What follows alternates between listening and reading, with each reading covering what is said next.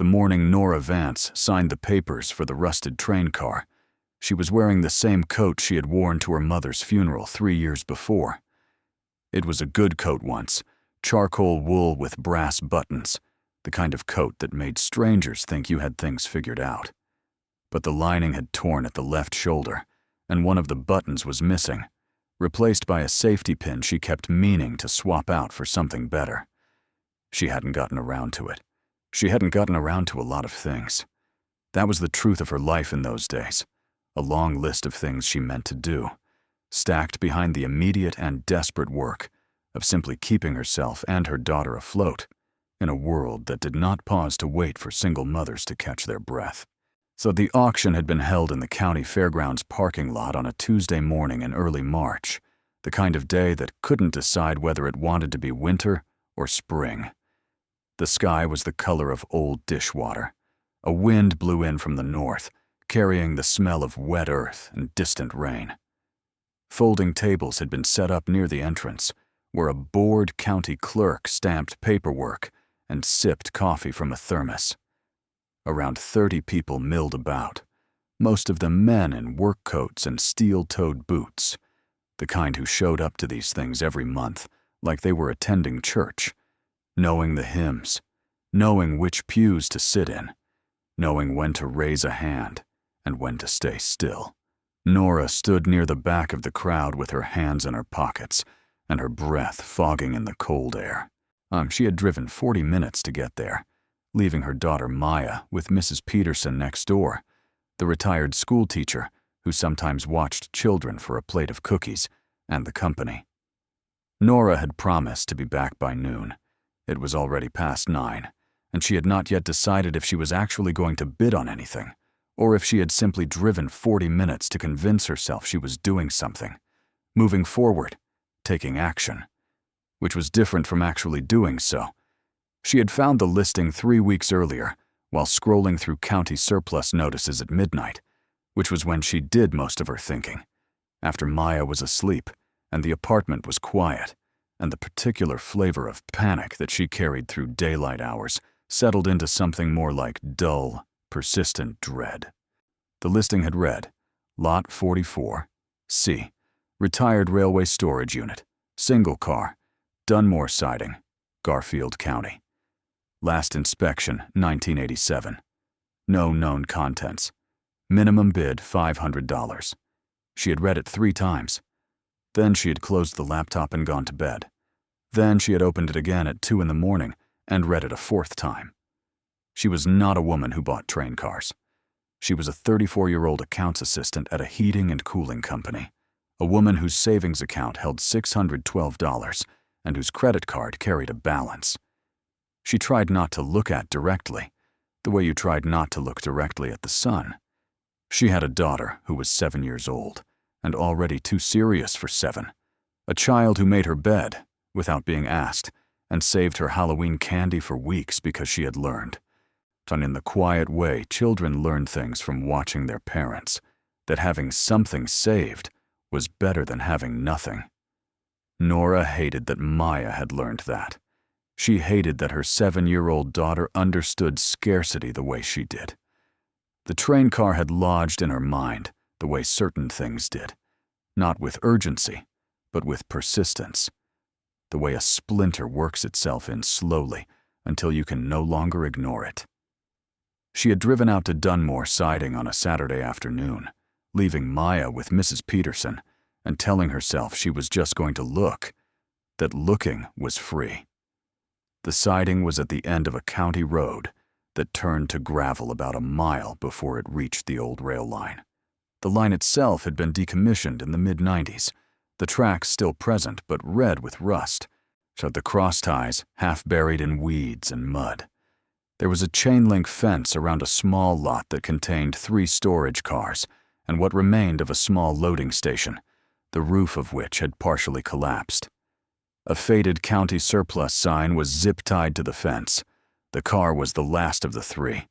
It sat on a short section of surviving track, its body the color of dried blood, rust having consumed the original paint down to the metal beneath. It was longer than she expected, perhaps 60 feet, and heavy-looking even in stillness, the way things made of iron look heavy, as though they are pressing down on the earth simply by existing. The wheels were locked in place. The undercarriage was partially obscured by tall grass and a tangle of wild blackberry that had claimed the nearest axle. At the far end of the car, near what she assumed was the coupling end, a section of the outer wall had buckled inward, creating a long diagonal crease in the metal that gave the car the look of something that had been struck once and had never quite straightened itself out. She had stood at the fence for a long time that Saturday, looking at it. There was a padlock on the fence gate, so she could not get closer. She pressed her face against the chain link and looked down the length of the car, at the rust and the weeds and the collapsed metal, and she tried to understand what she was looking at. She could not see the door from that angle. She couldn't see any markings beyond a partial number stenciled on the side that time had reduced to 2 legible digits and a fragment of a third. She didn't know what she had expected, and she only knew that standing there in the cold, looking at the ruined thing, she felt something she had not felt in a long time. Not excitement exactly, more like the feeling you get when a door that has been shut for a long time opens just a crack, not enough to see through, but enough to feel the air move. She had gone home and looked up railway storage cars. She had spent 3 hours reading about rail history, about what kinds of goods moved through Garfield County in the 20th century, about the Dunmore siding specifically, which had serviced a furniture manufacturing plant through the 40s and 50s. And before that, according to a single paragraph in a County Historical Society document, had been used by a private shipping concern that operated in the region between 1918 and 1941. She did not know what that meant. She didn't know if it meant anything at all. But she wrote down the dates in the little notebook she used for grocery lists and important numbers, the dates occupying a page of their own, surrounded by white space, as though they needed room to breathe. She had not told anyone she was going to the auction. She had not told her sister Diane, who lived in Raleigh and called every Sunday, and who would have said, "Nora, honey," with that particular tone of sisterly patience that Nora found more exhausting than open criticism. She had not told her coworker Beth, who was kind, but who talked too much, and whose idea of financial advice was to buy more lottery tickets on the weeks when the jackpot was high. And she had certainly not told her landlord, who had already extended her grace period once on last month's rent, and who had left a voicemail that began with the words, "I hate to do this, but..." She had told Maya that morning, in the careful, plain way she tried to tell her daughter things. She had said, "I'm going to an auction today. I might buy something, or I might not."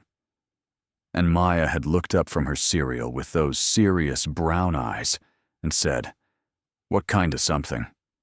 And Nora had said, "A train car." And Maya had been quiet for a moment, and then she had said, "Like for trains?" And Nora said yes. And Maya had gone back to her cereal and said, "Okay." The absolute trust in that one word had nearly undone Nora on the spot. Standing now in the parking lot of the county fairgrounds, listening to the auctioneer work his way through lots she had no interest in, Nora felt the $500 in her checking account like a physical thing, a weight she was holding above her head. It was not money she had set aside for this. It was money she had moved from her car repair fund, which she had moved from what was supposed to be Maya's spring clothes fund.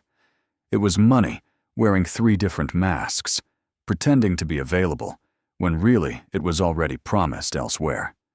She knew this. She was doing it anyway. The auctioneer reached lot 44C at 10:47. He described it in 11 words. Single retired storage unit, Dunmore siding, sold as is, no warranty. There was a ripple through the crowd, a kind of collective exhale that carried within it the message, not worth it. 2 of the men near the front turned away. A man in a yellow vest consulted his phone. The auctioneer looked out over the thinning interest with the practiced neutrality of someone who had learned not to take other people's lack of enthusiasm personally. She raised her hand. The bidding opened at 500. There was one counterbid from a man near the side of the crowd, who she later understood was a scrap metal dealer. He went to 600. She went to 7. He studied her for a moment with the flat, appraising look of a man recalculating his margins, then shook his head once and looked away. The auctioneer called it. She stood in the cold parking lot with a receipt in her hand, and $712 less in the world than she had been an hour ago. And she thought, what have I done? She drove home in silence, not the peaceful kind. The receipt sat on the passenger seat. A half sheet of county paper with a lot number and a description and a signature line where she had signed her name in slightly shaky letters. Nora Marie Vance. She had signed receipts for apartments and car loans and medical bills, and once, briefly and expensively, for a course in bookkeeping she had taken when Maya was 2, and she had believed, with the particular optimism of the recently desperate, that a certificate would change everything. The receipt for the train car felt different from all of those. It felt like the record of a bet she didn't entirely understand, placed on odds she couldn't calculate, with money she didn't really have. She called her sister from the driveway of her apartment building, sitting in the car with the engine running because the heater had been weak since January, and she was cold. But Diane answered on the second ring with a cheerful hello that meant she was in a good mood, which made what Nora was about to say both easier and harder. I did something today, Nora said. Good something or bad something? Diane asked. I'm not sure yet, Nora said. I bought a train car. The silence that followed was the specific kind that happens when a sentence doesn't immediately compute. Then Diane said, a what? A train car. A storage car. It's been sitting on a decommissioned rail siding for about 30 years. Nora, Diane said. I know. What do you even do with a train car? I don't know yet. How much? 700. Diane went quiet again. Nora could picture her, sitting at the kitchen island in her house in Raleigh with the granite countertops, holding her phone and working very hard to say the right thing. Okay, Diane said finally. What's the plan? I'm going to go look at it, Nora said. Really look at it. The county says I have 60 days to remove it from the siding or pay a monthly storage fee. So I have 60 days to figure out what I have. What do you think you have? I don't know. Maybe nothing. Diane was quiet for a long moment. Then she said, with the careful steadiness of a woman choosing love over sense, Okay, let me know what you find. Nora sat in the car after she hung up. The heater pushed lukewarm air at her knees. Outside, the apartment windows were starting to glow gold as evening came on. And somewhere in the building, Mrs. Peterson was probably sitting with Maya on the couch, watching one of the nature documentaries Maya had loved since she was small. Nora sat with the receipt in her lap and the engine running and thought about her daughter, about her daughter's face when she had said okay that morning, the plain, absolute trust of it. She had to go look at the car. She had to know. The county gave her the access key 3 days later, a physical key on a county keychain that also held a tag with the lot number and the case number of the surplus sale. The property management office was a small room at the back of the courthouse annex, staffed by a woman named Geraldine, who wore reading glasses on a beaded chain and who processed Nora's paperwork with the efficient disinterest of someone who had processed 10,000 similar transactions and expected to process 10,000 more. You got the old Dunmore car, Geraldine said, without looking up from the form. That's right, Nora said. Geraldine stamped the form and slid the key across the counter. Hasn't been opened since. She paused, checked a notation in the file. 1987. interior inspection was inconclusive due to access limitations. She said this the way people read from documents, without inflection, as though the words were simply marks on a page with no particular significance. "What does inconclusive due to access limitations mean?" Nora asked. Geraldine finally looked up. "Means whoever they sent out couldn't get the interior compartment open," she said. "There's apparently a secondary lock on the inner storage section. Standard outer door opens fine. Whatever's inside the car, they couldn't get to it in 1987, and apparently nobody tried again." Nora held the key and looked at it. A standard county-issue key for the outer gate padlock. She had assumed the car was simply a hollow metal box. She had not thought about an interior compartment. "Is there a key for the inner lock?" she asked. "If there was," Geraldine said, returning to her form, "we don't have it." The Dunmore siding was 38 miles from Nora's apartment, and she drove out on the first Saturday after receiving the key, leaving Maya with Mrs. Peterson again, and bringing with her a flashlight, a notepad, a thermos of coffee, and an absolutely groundless feeling of anticipation that she tried to suppress and could not entirely. She was a practical woman. She had learned to be practical through the slow, grinding education of years in which being impractical had cost her things she could not afford to lose. She told herself she was going to look at a rusted metal box sitting in a field, and that it would in all likelihood contain nothing of value, and that the best outcome she could reasonably hope for was that the scrap value of the metal would recover a portion of the $712 she had spent. She told herself this the entire drive. It didn't make the feeling go away.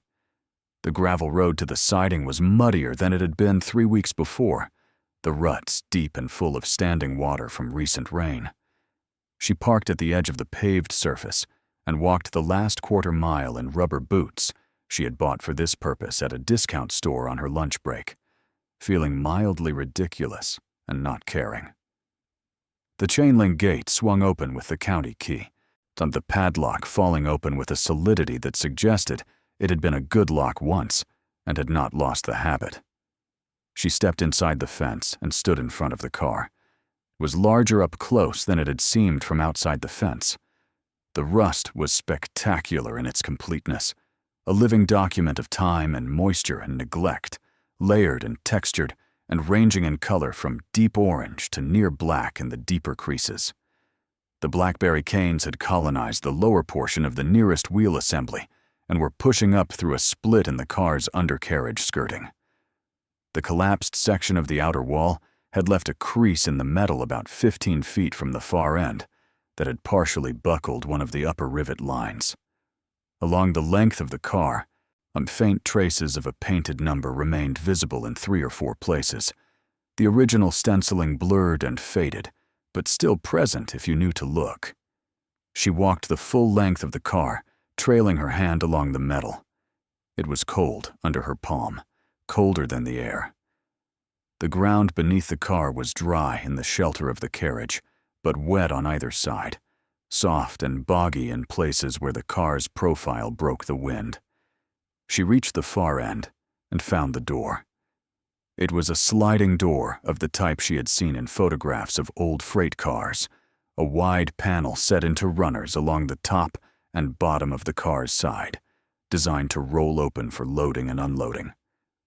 The runners were thoroughly seized with rust, but the door itself was still in its frame, which meant it was sealed against the weather in a rough but functional way. The external latch was a simple bar mechanism with a padlock hasp. The padlock was open. She pushed the bar, feeling the resistance of decades of inactivity, and then shoved harder, and the door jerked in its rusted runners with a sound like a nail being pulled from old wood, grinding and reluctant, but ultimately moving. She slid it open 2 feet before the runners seized again, which was enough. The interior of the car was dark, and her flashlight cut into it. She saw wooden crating, which surprised her. She had expected empty space. The crates were stacked along the walls, floor to ceiling, the wood dark with age, and in several places showing the softening of rot.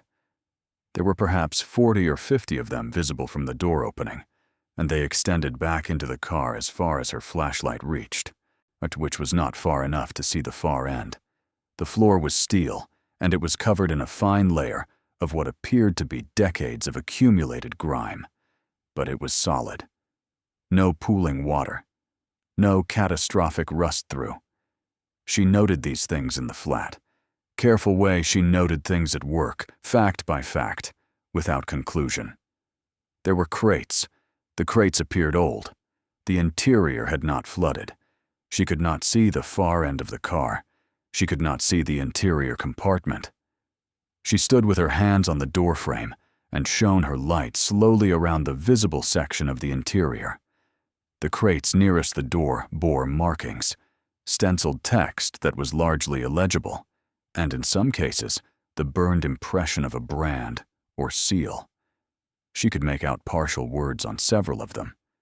One appeared to begin with the letters PRIV, which she supposed could be private or privilege or any number of other things. Another showed what might have been a shipping number, 5 or 6 digits, followed by a dash and a letter. There was no company name she could read clearly. There was no date she could make out. She needed to get inside. The door gap was too narrow. She pushed again, both hands on the edge of the panel, putting her weight into it, and the door groaned in its runners and moved another 4 inches before stopping again. Still not enough. She looked at the gap, calculated her shoulders, and decided it was not worth trying. She would need something to address the runners, some kind of lubricant or leverage, and she had neither today. She hadn't known she would need it. She wrote door runners, seized in her notepad in capital letters, and stood back and looked at the car. There was a story here. She couldn't read it yet, but it was there. The crates were too many and too deliberately arranged to be random. Someone had loaded this car with intention. Someone had sealed it and locked it and walked away. And the question she could not stop turning over as she stood in the cold morning at the Dunmore siding was, why had no one come back? She drove home thinking about the interior compartment. Geraldine had mentioned it without emphasis, as a fact in a file, the way facts in files lived, without urgency. But a secondary locked compartment inside an already locked and sealed car meant that something within the car had been judged worth protecting, even from others who had access to the car itself. And that suggested deliberate concealment.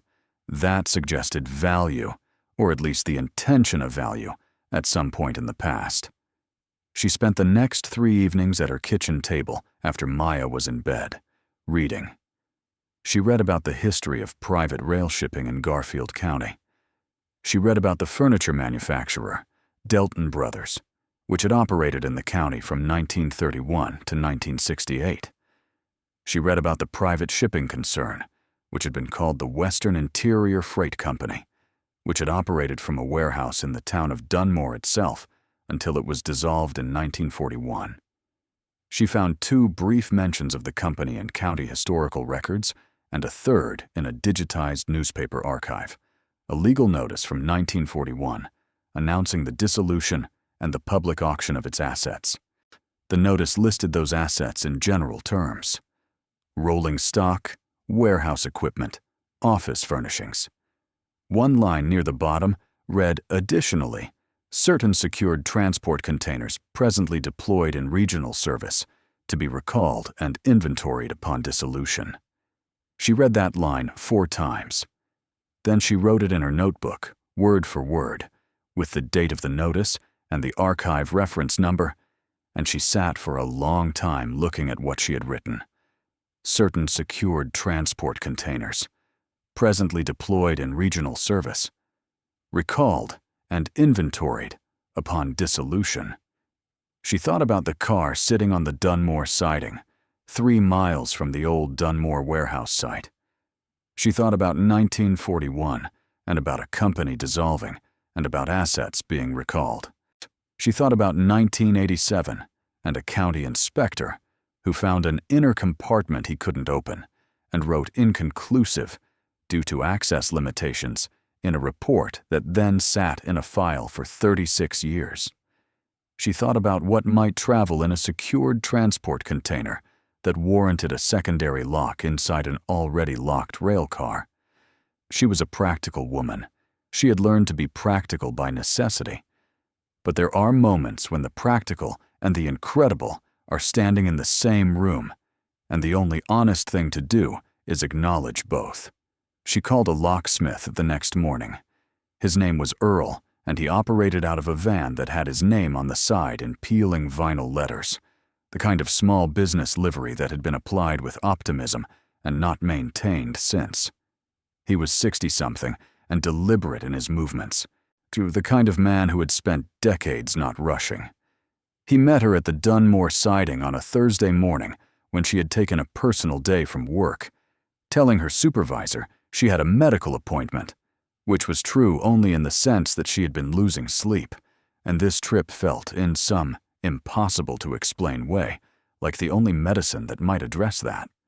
She had brought WD-40 this time, and between them, she and Earl worked the door runners for 20 minutes before the panel finally surrendered and slid open to its full width with a shriek of rust that seemed disproportionate to the distance traveled. The interior of the car opened before them. The crates filled it nearly completely. They were stacked 4 high in some places, leaving a narrow walkway down the center of the car, perhaps 2 feet wide. Up close, the wood was softer than she had hoped, but the structure of the crates remained intact. Most were lidded and banded. The banding wire corroded, but not entirely failed. They ranged in size from small, roughly a foot cubed, to large, perhaps 4 feet on a side. The stenciling she had glimpsed from outside was consistent throughout, that partial PRIV marking, and what she now thought might be a shipping code. Earl walked ahead of her, flashlight sweeping. At the far end of the car, perhaps 50 feet from the door, the stacked crates gave way to a section of bare wall, and in that wall, set into the metal of the car's interior, was a second door. It wasn't what she had imagined when Geraldine said interior compartment. She had imagined a partition, a section of crates cordoned off by a simple barrier. What she was looking at was a steel door, inset into the car's inner wall with a precision that suggested it had been fitted by someone who knew what they were doing. It was perhaps 4 feet wide and 6 feet tall, and it had its own frame, bolted through the car's interior ribbing. The surface was painted the same dark color as the car's interior, which was how it had presumably been missed at first glance in 1987. There was a handle, and below the handle, a lock, not a padlock hasp, but an integrated lock mechanism, a disc detainer, or possibly a tubular lock, Earl said, crouching to look at it with a small light. Old, he said. Quality. Whoever had this made, they weren't cutting corners. Nora stood behind him in the narrow walkway between the crates and looked at the door. The flashlight beam picked out the seam of the frame, the bolted flanges, the clean lines of a thing built with care. She thought about the Western Interior Freight Company. She thought about 1941, and assets, and dissolution, and recall. She thought about certain secured transport containers. "Can you open it?" she asked. Earl rocked back on his heels and looked at it for another moment. "Maybe," he said. "Not today. I'd want to bring different tools." He looked at her. "What do you think is in there?" "I don't know," she said. He looked at her in the way people look at you when they suspect you are not telling them the whole truth, which was almost correct, except that in this case, she was telling him the truth. And it was just that the truth did not look like something a practical woman in a torn coat would reasonably believe. "All right," he said. "I can come back Saturday." She said, "Okay." She spent Friday night sitting at her kitchen table with her notebook and a cup of tea that went cold while she wrote down everything she knew and tried to organize it into something that had a shape. What she knew was this: A private freight company had operated in Garfield County from 1918 to 1941. It had dissolved in 1941, at which time its secured transport containers in regional service were supposed to be recalled and inventoried. One of those containers, if her chain of reasoning was correct, had ended up on the Dunmore siding and had not been recalled, had perhaps been deliberately left, or had simply fallen through the cracks of a dissolution that was presumably chaotic and under-resourced, as all dissolutions of small freight companies in 1941 probably were. Inside that container, behind a locked external door, and behind 50 feet of crated material, was a second door, locked with a quality mechanism that no one had opened in at least 36 years, and possibly considerably longer. She wrote that all down. Then she sat, looking at it. She thought about telling someone. She thought about her sister, about Beth at work, about Mrs. Peterson. She thought about calling the county and telling Geraldine, who would look it up in her file and say something procedural, and probably send an inspector who would take another inconclusive set of notes. She thought about all the ways this could be taken out of her hands by people with more authority and fewer stakes. She did not call anyone. On Saturday morning, she dropped Maya at Mrs. Peterson's, kissed her on the top of the head, and said she would be back by lunch. Maybe a little after lunch, she added. Mrs. Peterson said, "Take your time." And Nora thought about the particular grace of people who say, "Take your time," without knowing what is actually being taken. She drove the 38 miles to Dunmore with both hands on the wheel and the radio off. The sky was low and white, the color of good writing paper. The fields on either side of the county road were still brown from winter, with only the faintest green pressing up at the edges, the very beginning of something. Earl was already there when she arrived, his van parked at the fence. He had brought a bag that clinked with metal, and he looked at her with the same mild, professional expression he had worn the previous time, neither excited nor dismissive, simply there to do a job. They walked to the far end of the car in silence. The crates stood in their rows, patient and dark. The secondary door waited at the end of the walkway, catching the beam of her flashlight in its steel frame. Earl set down his bag and opened it. He worked in the methodical way of a craftsman, unhurried and deliberate, trying 3 tools before the 4th showed promise, adjusting, applying pressure with the precision of someone who understood the physics of locks rather than simply the brute force approach. Nora stood behind him and did not speak. She breathed slowly through her nose and looked at the door and thought about nothing except the door. The lock gave at 43 minutes past 9 in the morning. It did not give dramatically. There was a click, followed by a subtle shift in the mechanism, and then Earl turned the handle and the door swung open on hinges that, unlike the outer door's runners, were clean and well fitted enough that they moved without protest. Cold air seeped out, air that had been sealed in for a very long time, carrying with it the smell of aged metal and something else beneath it, something dry and faintly mineral, like the smell of a very old stone building. Earl stepped back. She stepped forward. Her flashlight entered the darkness first. The inner compartment was smaller than she had imagined, perhaps 12 feet deep, and the full width of the car, about 10 feet. The floor was steel, like the rest of the car. The walls were steel. The ceiling was low enough that she could not quite stand fully upright, and she was not a tall woman. Along the 3 interior walls, floor to ceiling, were fitted shelving units, metal shelving bolted directly to the car's interior ribs, clearly purpose-built for this space.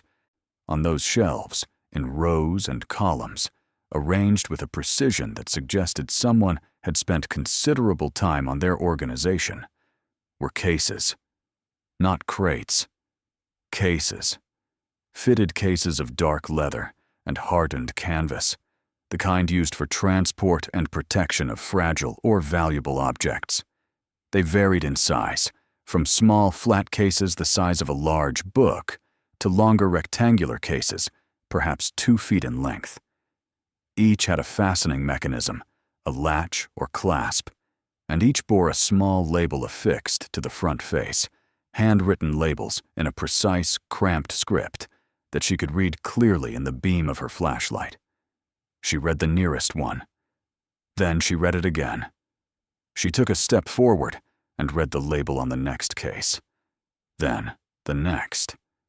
Then she stood still for a moment and looked at the room around her, at the shelves going from floor to ceiling on all 3 walls, at the cases in their neat, deliberate rows, and she felt the floor of the world shift beneath her feet in a way that had nothing to do with the condition of the train car and everything to do with what she was reading. She did not scream. She did not cry. She was a practical woman, and she did not do those things in moments of crisis, which was both a strength and a limitation she had long since made her peace with. She breathed. She stood very still, and she breathed, and she looked at the cases on the shelves, and she thought very carefully about what she was seeing. Then she turned to Earl, who was still standing in the doorway of the compartment, watching her with an expression that was no longer professional neutrality, but something closer to uncertainty. She said, I need to make a phone call. She did not tell him what she had read on the labels.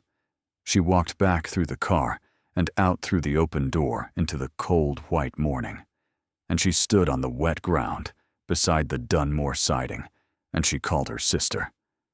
Diane answered on the second ring. Nora said, I need you to listen to me carefully. And then she told her.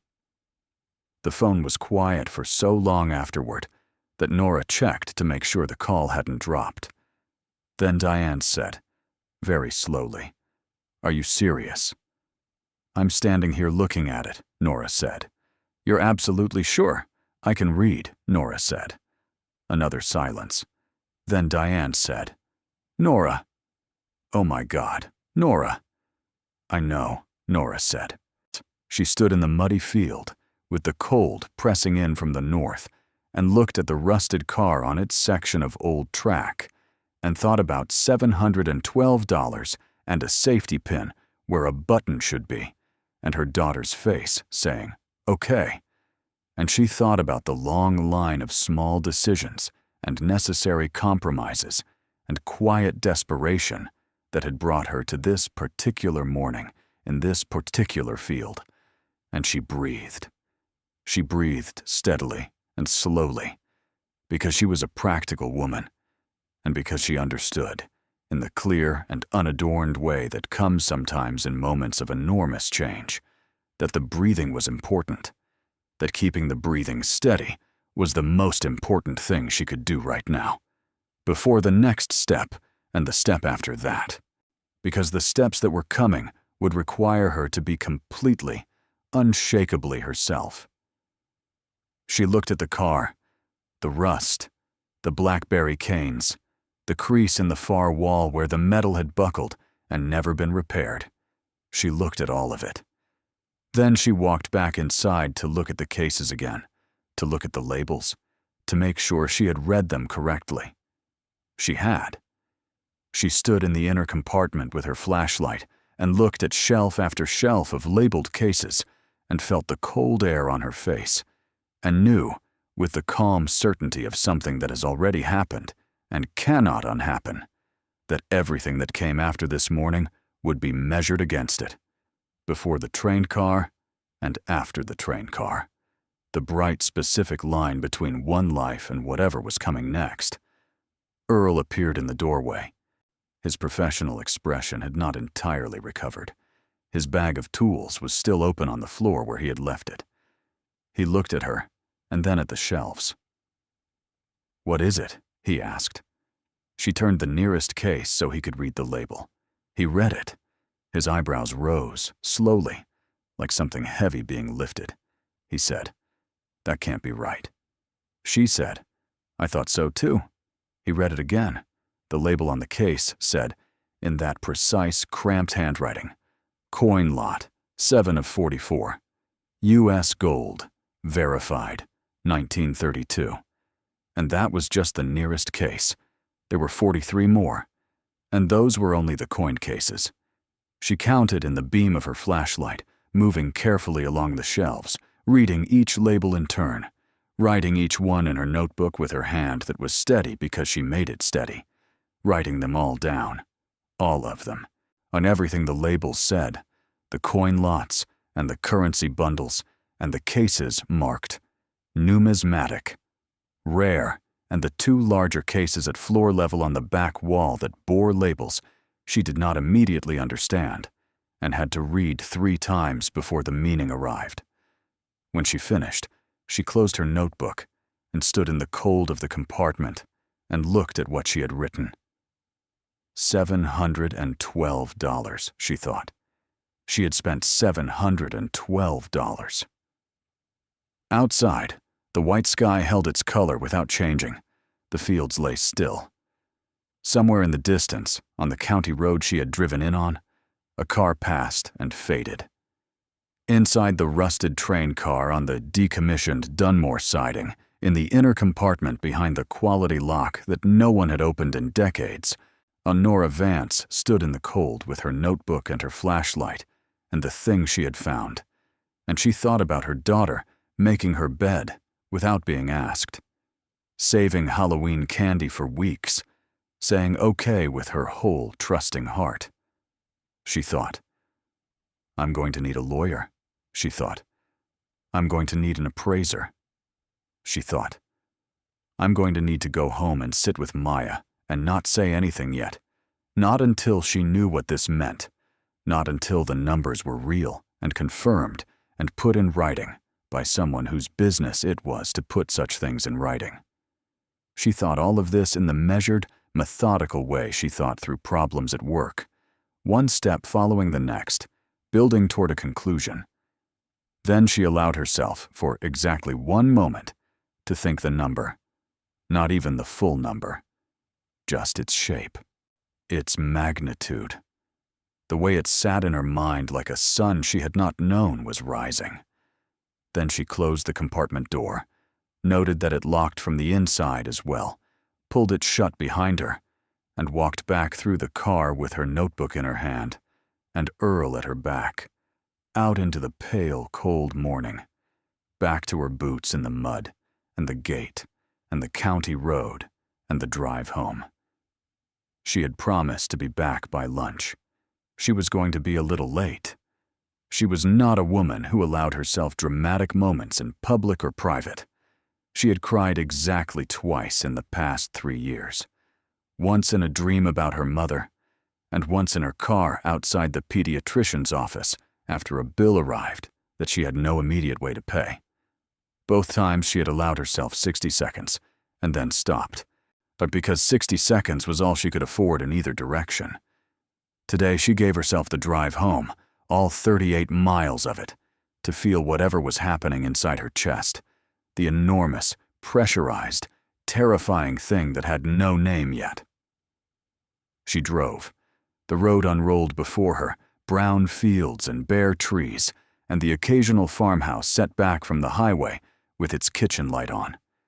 She drove past a gas station where she normally stopped to use the cheaper fuel, and she did not stop today, though she noticed the price out of habit, the habit of noticing prices being so deeply installed in her that it ran on its own now, independent of need. She did not turn the radio on. She thought about the labels, the precision of the handwriting, the case numbers, the designations. So she thought about what it meant that 44 coin lots had been loaded into a sealed interior compartment in 1941 by a company that was dissolving and that had failed, apparently, to recall this particular unit from regional service. She thought about the 2 larger cases at the back wall, the ones with the different designation, the ones she had stared at the longest. Those cases were labeled differently from the rest. They were labeled, in the same cramped hand, with 2 words and a number. Art inventory, 1 through 14, 14 pieces. The cases themselves were tall and flat, sized for canvas or panel. She had not opened them. She had not opened any of the cases. She had read the labels and written them down and closed the door and walked away, because opening them without the right people present, without documentation, without the kind of careful witnessing that such things required, felt like the wrong move, the impractical move, the move that could cost her something she didn't yet know she had. She thought about the phrase the appraiser she had never met would one day use. She thought about the phrase fair market value and what it might mean when applied to 44 lots of verified U.S. gold coin in leather cases in a sealed compartment of a 1941 freight car, plus 14 pieces of art in fitted transport cases, plus the currency bundles she had noted on the upper shelves, plus the numismatic cases whose labels she had not fully been able to decode in the time she had stood there with her flashlight and her shaking, carefully steadied hand. She thought about $298 million. That was the number she allowed herself during the drive home.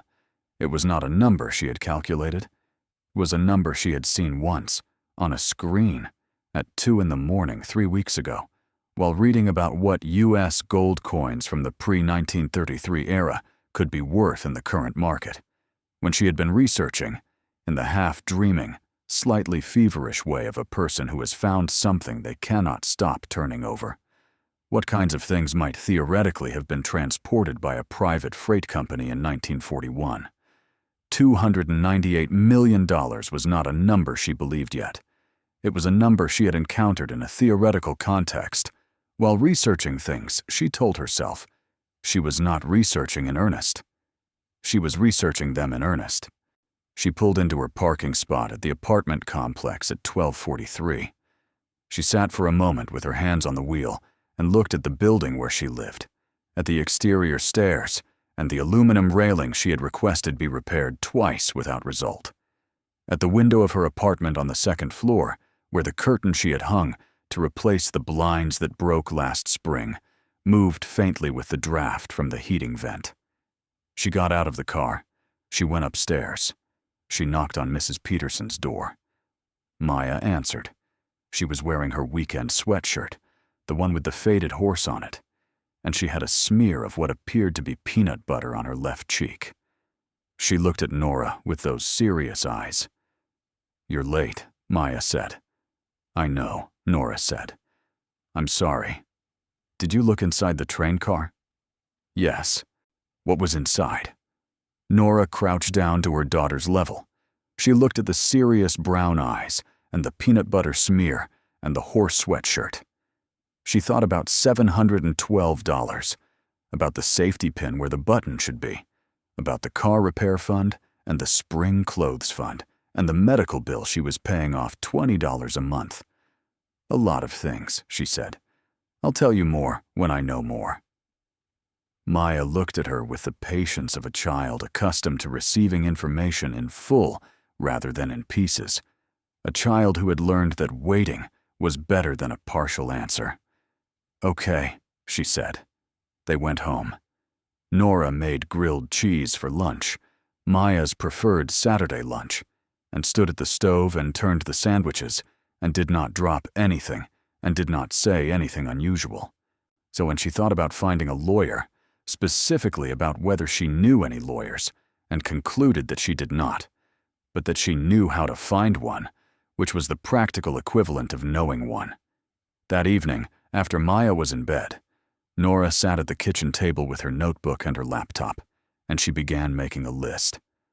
The list had headings written in capital letters: authentication and appraisal, legal counsel, documentation, county ownership questions. She filled in each section with specific, organized questions, the kind of list that a practical woman makes when confronted with something large and potentially life-altering, and possibly, cautiously, real. She worked until midnight.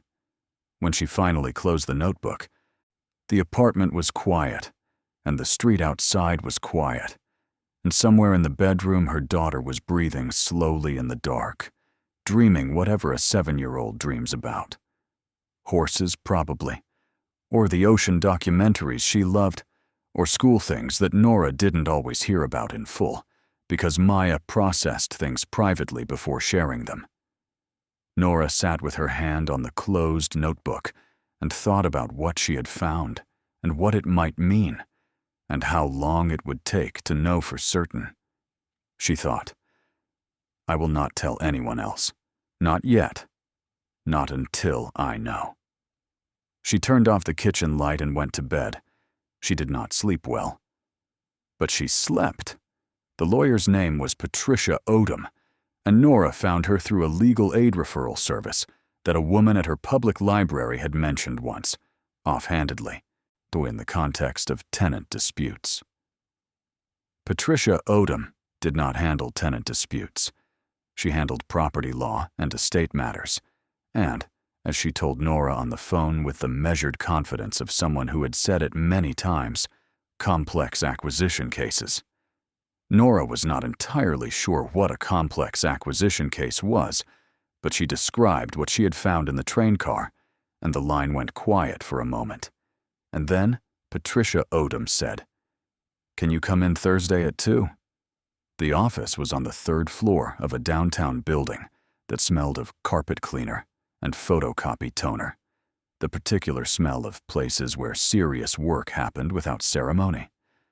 Patricia Odom was a small woman in her 50s, with close-cropped gray hair and reading glasses she wore, pushed up on her forehead until she needed them, and at which point she pulled them down with a practiced single motion and looked at whatever she needed to look at with an expression of complete attention. She looked at Nora the same way, which Nora found both reassuring and slightly unnerving. Nora brought her notebook. She laid it open on the desk between them and walked Patricia through everything, from the listing she had found at midnight, to the county auction, to Earl and the lock, to the labels she had read in the beam of her flashlight. She read some of the labels aloud from her notes. Patricia listened without interrupting, which Nora appreciated, because she needed to say it in order, needed the sequence to hold together, needed someone else to hear it, and confirm that it was real and not the product of sleep deprivation and desperate hope. When Nora finished, Patricia pulled her glasses down and looked at the notebook.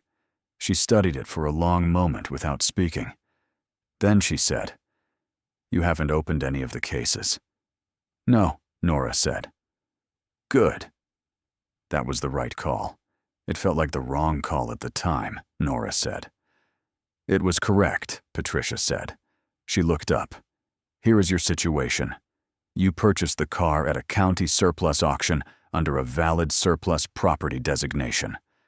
The bill of sale transfers ownership of the vehicle, which includes its contents as described, which in this case was described as a single retired storage unit with no known contents. No known contents is a legal designation that in most jurisdictions means the purchaser acquires the unit and its contents as is." She paused. "What's in your favor is that the county made no claim on the contents, specifically, because they didn't know what the contents were, and the interior compartment was noted as inaccessible in the 1987 inspection." "What's not in my favor," Nora said. Patricia picked up a pen and turned it once in her fingers, the gesture of a thinker. "There are 2 potential complications. One is the original ownership question. If the Western Interior Freight Company dissolved in 1941 and the assets were supposed to be inventoried and sold, then those assets had a legal chain of ownership at dissolution. Whether that chain leads somewhere still active or whether it terminated with the company depends on how the dissolution was filed and whether any successor entity exists.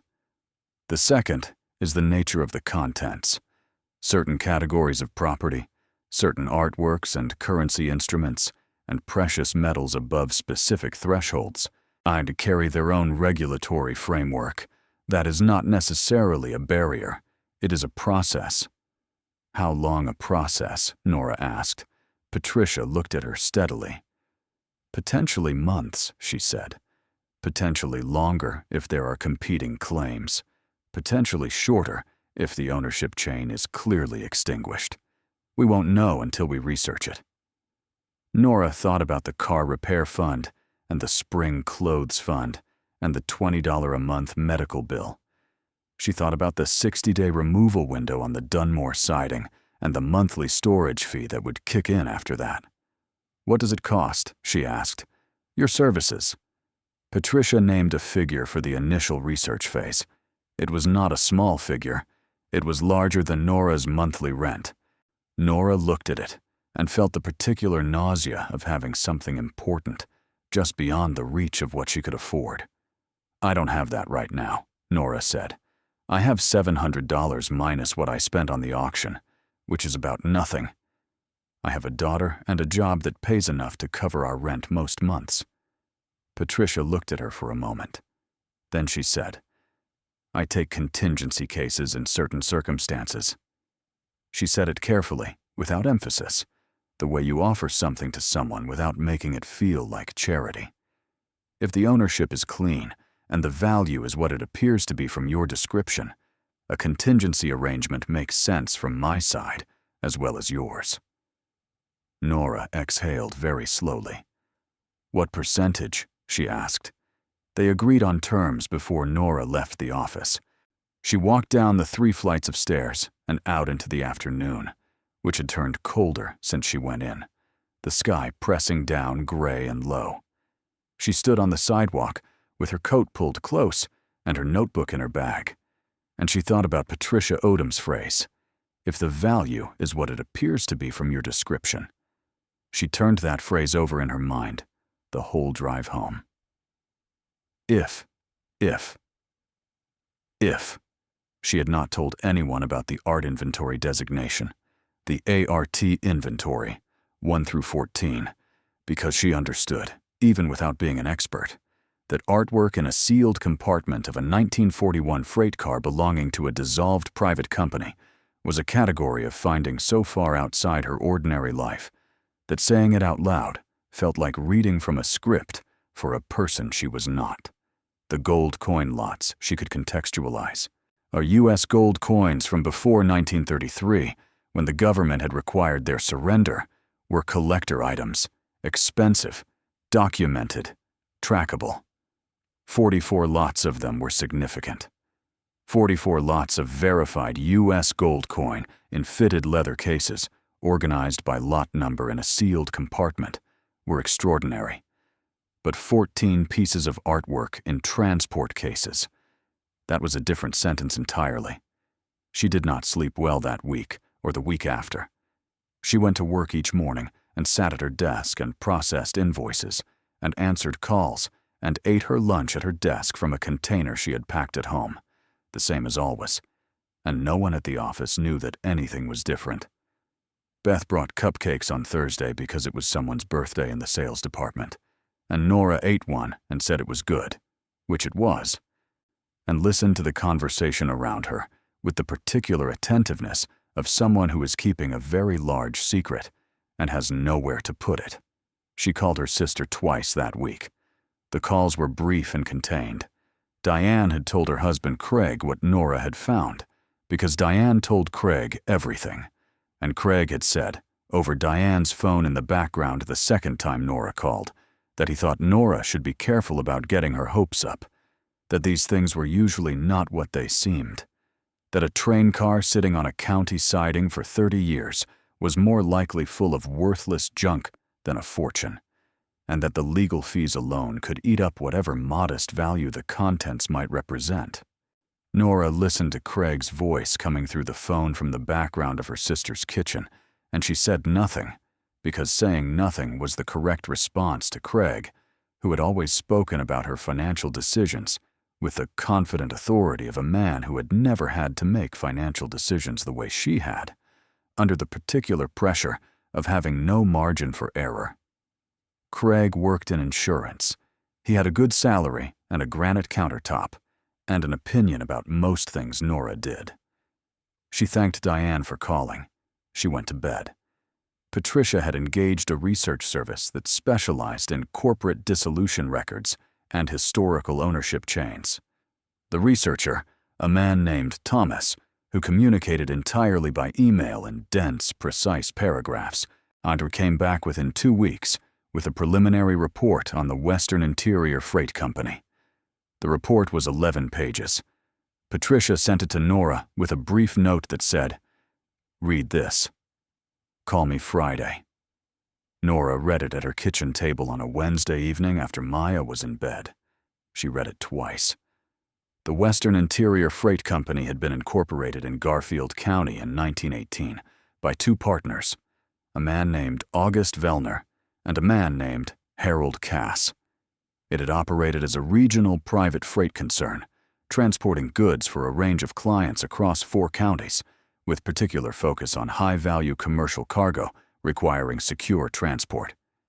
It had been profitable through the 20s and had contracted significantly during the Depression years, but had not dissolved until 1941, at which point both founding partners were deceased and the company was being wound down by the estate of Harold Cass, August Vellner having died in 1938 without heirs.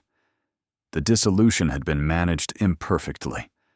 The estate attorney handling the Cass estate had filed the dissolution paperwork with the county and had conducted a partial asset inventory, but the process had been complicated by the wartime environment of 1941, by competing demands on the estate, and by a significant administrative gap. 3 rail units listed in the company's records as deployed in regional service had not been located and returned to the company yard prior to dissolution. A notation in the estate file, which Thomas had found in a county records archive, read, Units 7, 12, and 19. Whereabouts unconfirmed at time of dissolution filing. Efforts to locate ongoing. The efforts apparently had not succeeded. The estate had closed in 1943, with the 3 missing units noted as unrecovered assets and assigned a nominal value of 0 in the final estate accounting, on the grounds that their whereabouts were unknown and their recovery was not considered feasible. The estate had distributed its other assets and closed, and the Western Interior Freight Company had ceased to exist in any legal sense. Thomas's report concluded with a section titled Chain of Ownership Analysis. He wrote that in his assessment, the legal ownership of assets held in the 3 unlocated units had effectively terminated with the estate closure in 1943. He cited 3 prior cases in similar situations and noted that in each of them, courts had determined that assets whose ownership chain had been formally extinguished by estate closure, with the assets themselves noted as unrecovered and assigned 0 value, were available to be claimed by subsequent lawful possessors who could demonstrate valid acquisition. He also noted that this analysis was preliminary and that a definitive determination would require a court filing and, potentially, a quiet title action.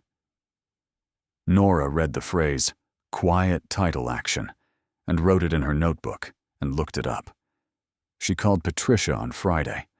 The call lasted 40 minutes. Patricia walked her through the implications of the research. The ownership chain appeared, on preliminary analysis, to be extinguished. There was no successor entity to the Western Interior Freight Company.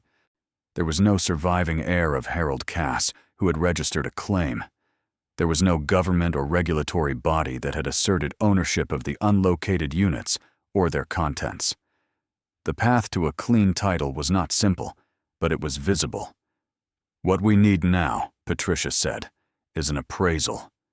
We need to know what is actually in those cases before we can make any meaningful argument about value, and we need that appraisal conducted by someone whose credentials will hold up in a legal context. I have someone I work with. His name is Gerald Marsh. He's a certified appraiser with specializations in numismatics and historical currency instruments. He's also seen enough unusual situations that he's unlikely to be rattled by what you describe. When can he go? Nora asked. He can go next week, Patricia said. She paused, for Nora heard the pause as carrying something additional, and waited. I want to prepare you, Patricia said, for 2 things. One is that the appraisal may come back lower than you're hoping. Historical storage is not kind to most materials. Coins that have been in leather cases for 80 years may have condition issues that affect their value significantly. Paper currency from that era may have deteriorated beyond recoverability. The art, if there is art, is a completely separate question with its own set of variables. And the second thing, Nora said. The second thing is that if the appraisal comes back high, Patricia said, the word will spread. These things do not stay quiet. And when they stop being quiet, there are people who will appear with claims, arguments, theories about why the contents belong to them rather than to you. And I want you to be ready for that. It can be uncomfortable. Nora thought about Craig's voice through the phone, that confident background dismissal. She thought about the 12 years since her marriage had ended, and the particular education she had received in that time about the way certain people treated women who were navigating the world without a co-pilot. She thought about her mother, who had worked 2 jobs and kept a clean house, and said more than once that the way you handled the hard times was the thing that defined you, not the easy ones. I'll be ready, Nora said. Gerald Marsh arrived at the Dunmore siding on a Tuesday morning in a car that was more expensive than Nora's apartment and wearing a jacket that she recognized from the specific way good fabric moves, and as something bought at a level above what she could ever casually afford. He was tall, 60, with the meticulous grooming of a man who valued precision in all things, and he carried a case of his own, a professional case containing instruments she did not recognize and did not ask about. He shook her hand with a firm, brief grip and looked at the car and said nothing for a long moment. Then he said, "How long has it been on this siding?" "Since at least 1987, Nora said. "Probably longer." He nodded once, slowly, as though confirming something he had already suspected, and then he walked toward the car. They went through together, Nora and Gerald and Patricia, who had driven out herself, which Nora had not expected, but which felt, when she saw her walking from her own car toward the fence gate, like something important, like a witness arriving. They walked through the outer door and down the narrow aisle between the crates and to the inner compartment door, which Nora unlocked with the key she had made from the mechanism Earl had examined, Earl having identified the lock type and obtained a replacement key through channels she had not asked about. The door opened, the cold air came out, that dry mineral smell, and Gerald Marsh stepped inside and turned on the lights he had brought, powerful portable LED panels that flooded the compartment with a clean, even white light that made the cases on the shelves suddenly, starkly visible in a way they had not been under Nora's flashlight. Gerald stood for a moment looking at the shelves. Then he reached up and removed his glasses from the case in his jacket pocket and put them on and began to look at the labels. He read in silence for several minutes, moving slowly along the shelves, occasionally touching a case edge with a gloved finger, occasionally leaning closer to read something. Nora stood near the door and watched him and said nothing. Patricia stood beside her and also said nothing. The LED panels threw the shadows of the shelf uprights across the floor in clean lines. Finally, Gerald turned to look at them. His expression was composed, but Nora had been watching people's faces her whole life, and she could read the thing underneath the composure, the thing that was not quite surprise because a man like Gerald Marsh had trained himself past surprise, but that was its controlled cousin. He said, I'm going to need to open some of these." "Yes," Nora said. He began with the coin cases. He selected one from the middle section of the nearest shelf, Lot 22 of 44 as labeled, and placed it on the shelf at a clear space and unlatched it with gloved hands. The case opened to reveal a fitted interior of green baize, and in the fitted interior, in individual slots, a series of coins. Gold coins.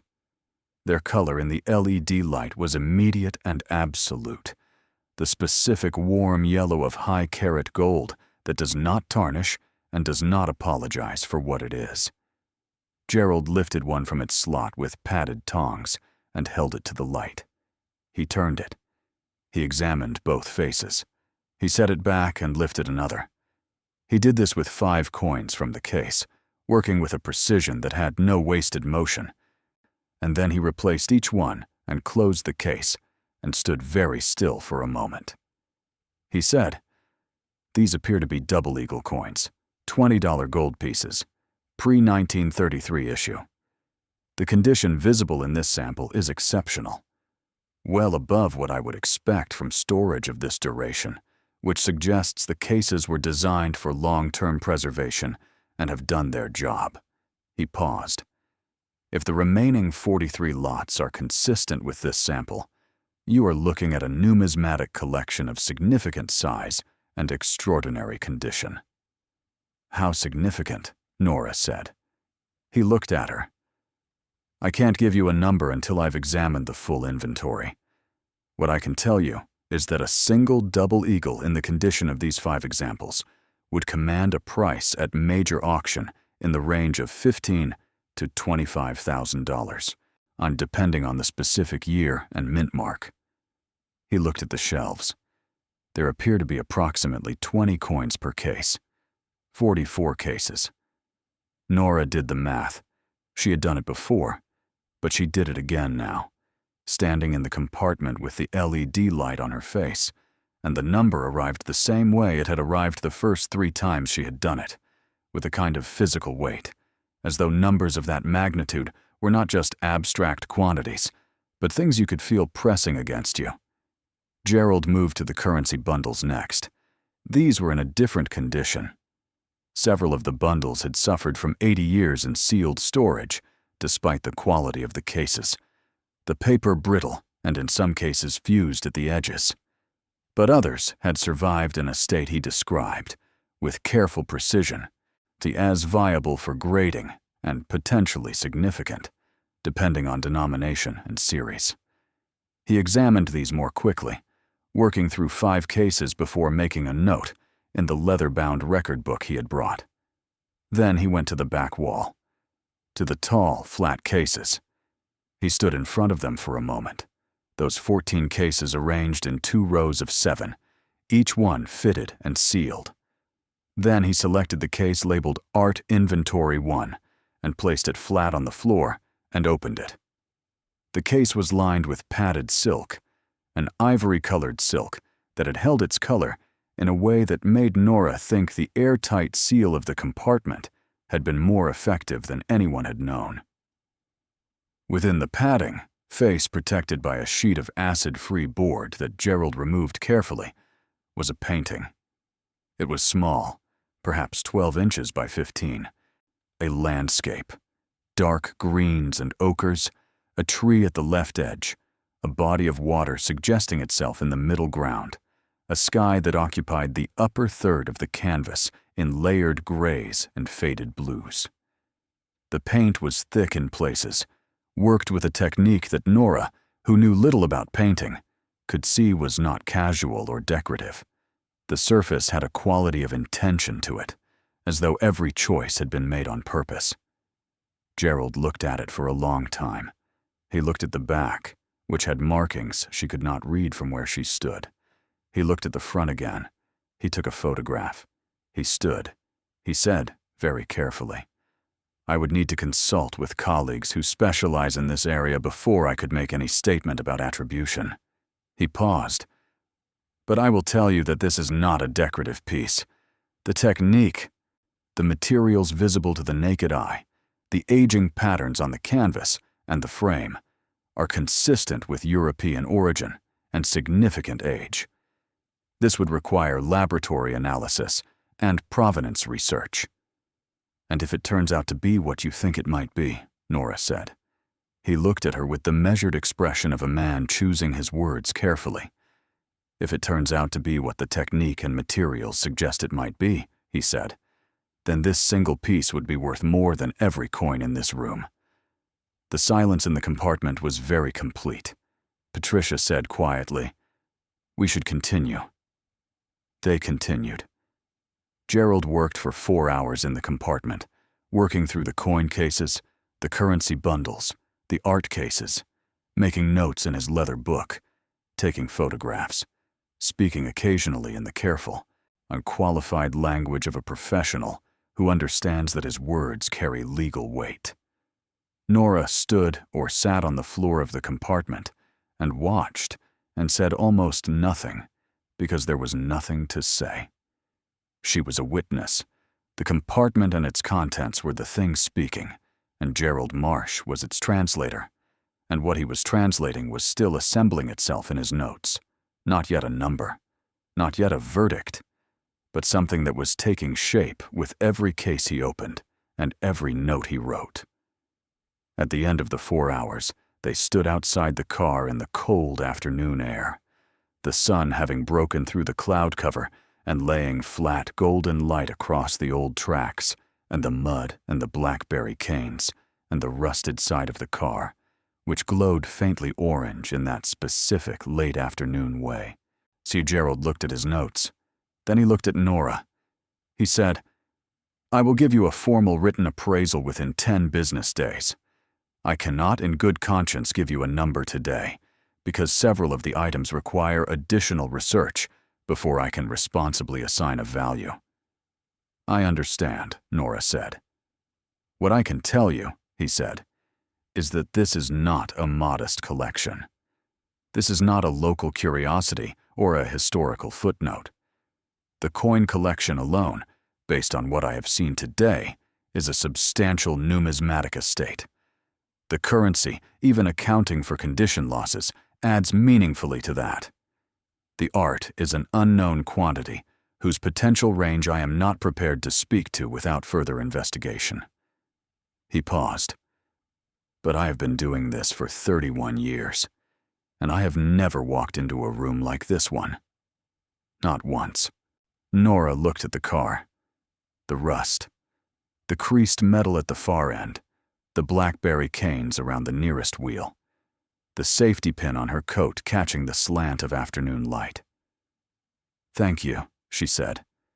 He nodded once, and then he walked to his car, and then Patricia walked to her car, and then Nora was alone at the Dunmore siding with the car and the cold and the last of the afternoon sun. She stood for a moment.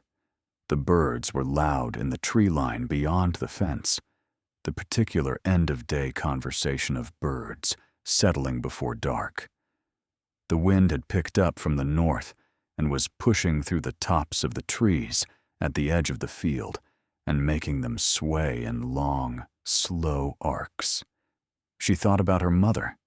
Her mother had worked in a school cafeteria for 22 years and had kept a ceramic jar on the kitchen counter with the word "someday" written on it in permanent marker.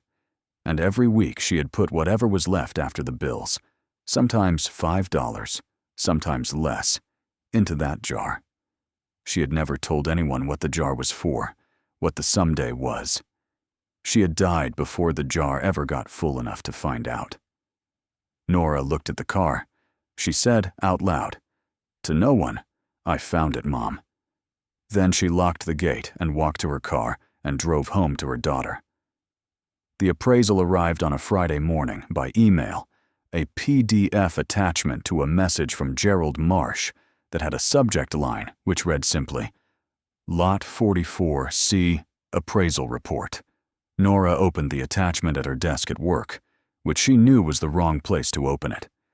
But she had been waiting 10 days, and she could not wait until she got home. She read the executive summary first because that was where the number would be, and the number was there. She read it twice.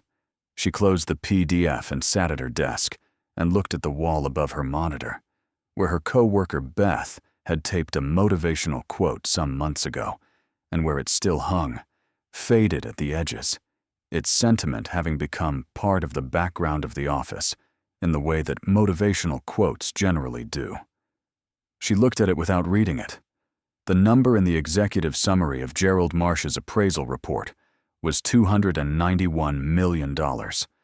That was the conservative estimate. The range, he had written, extended to $312 million, depending on the outcome of the provenance research currently underway on 4 of the 14 artworks, 2 of which had showed materials and techniques consistent with 17th century Dutch or Flemish origin, and 2 of which he was having examined by a colleague at a university art authentication center. She thought about the number she had held in her head during the drive home from the siding that first day. 298 million. She had arrived at it by reading a coin price guide at 2 in the morning and multiplying by quantities she had estimated from the labels, and then adding a number she had essentially invented for the art because she had no basis for estimation. She had been $11 million short of the conservative estimate and $21 million short of the high end. She had not been wrong about the shape of it. She had been standing in the right field, looking at the right sky, reading the right signs. She had just not known yet how big the thing was. She called Patricia from the parking lot during her lunch break. Patricia had already received a copy. She had read it. Her voice on the phone carried the particular quality of a lawyer who is genuinely pleased but professionally contained. The ownership research is the remaining obstacle, Patricia said. Thomas has filed the quiet title action. We have given proper notice to the estate records. We are now in the waiting period. If no credible competing claim emerges in the statutory window, the title clears to you. How long is the waiting period? Nora asked. 90 days, Patricia said. Nora was quiet. Is there anything I should be doing during those 90 days? She asked. Patricia considered this. She said, keep the car secured. Keep the inventory list confidential.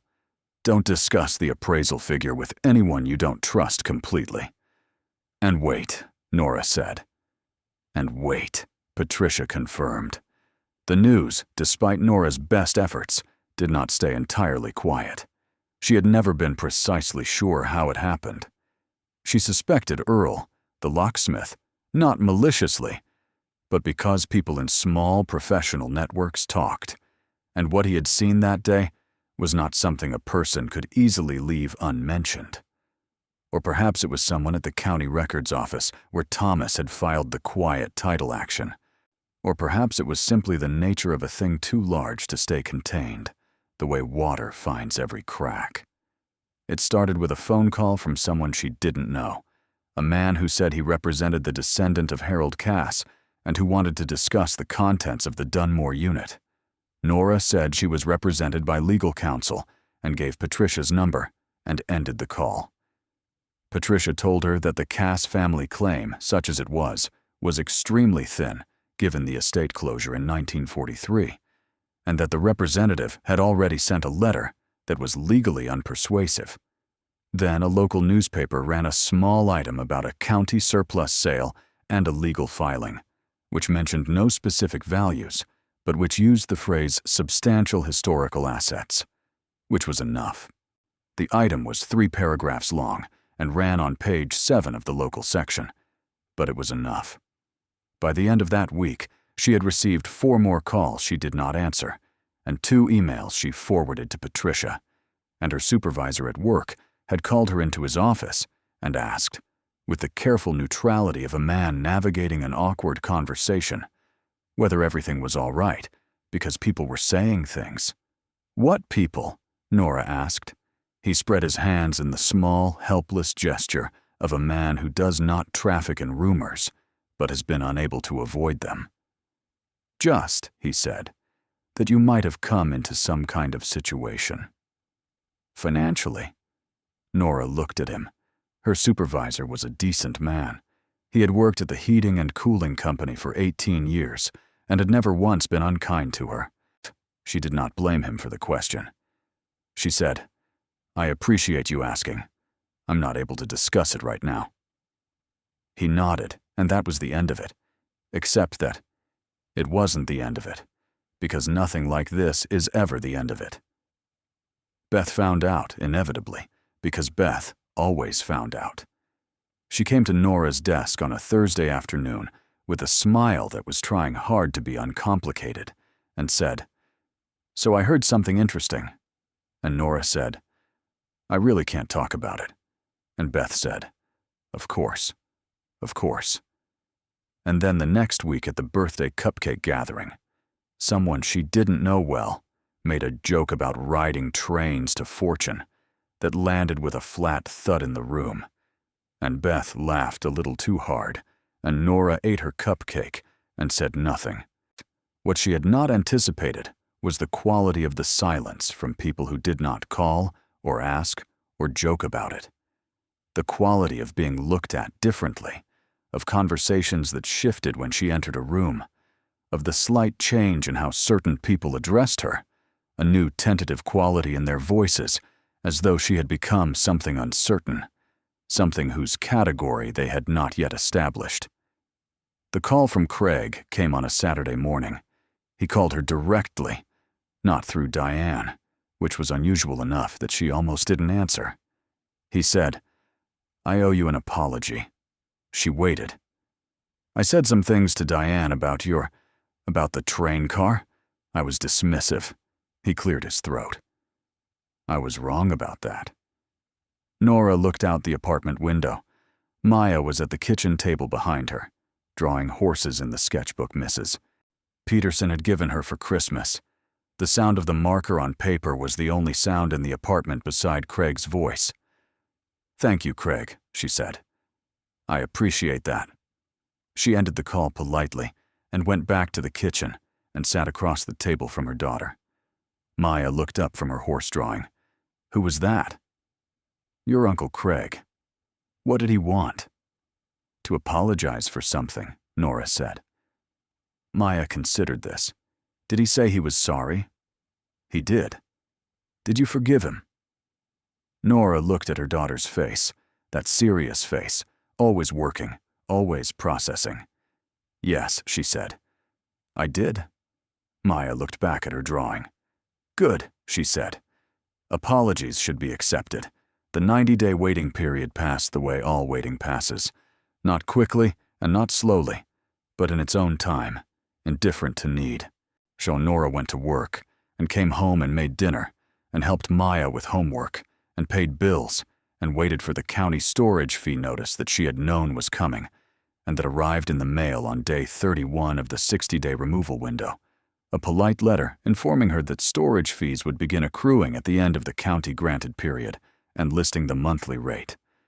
She paid the first month's fee with what was left in her checking account and did not allow herself to calculate how many months she could sustain this. She called Patricia every 2 weeks for updates. Patricia's updates were steady and contained. The quiet title action was proceeding. The Cass family representative had filed a response that Patricia described as legally insufficient. The county had raised no objection. The art authentication research was still underway. On day 77 of the 90-day window, Patricia called her. "The art results are in," Patricia said. "All 14 pieces." Nora sat down in the nearest chair.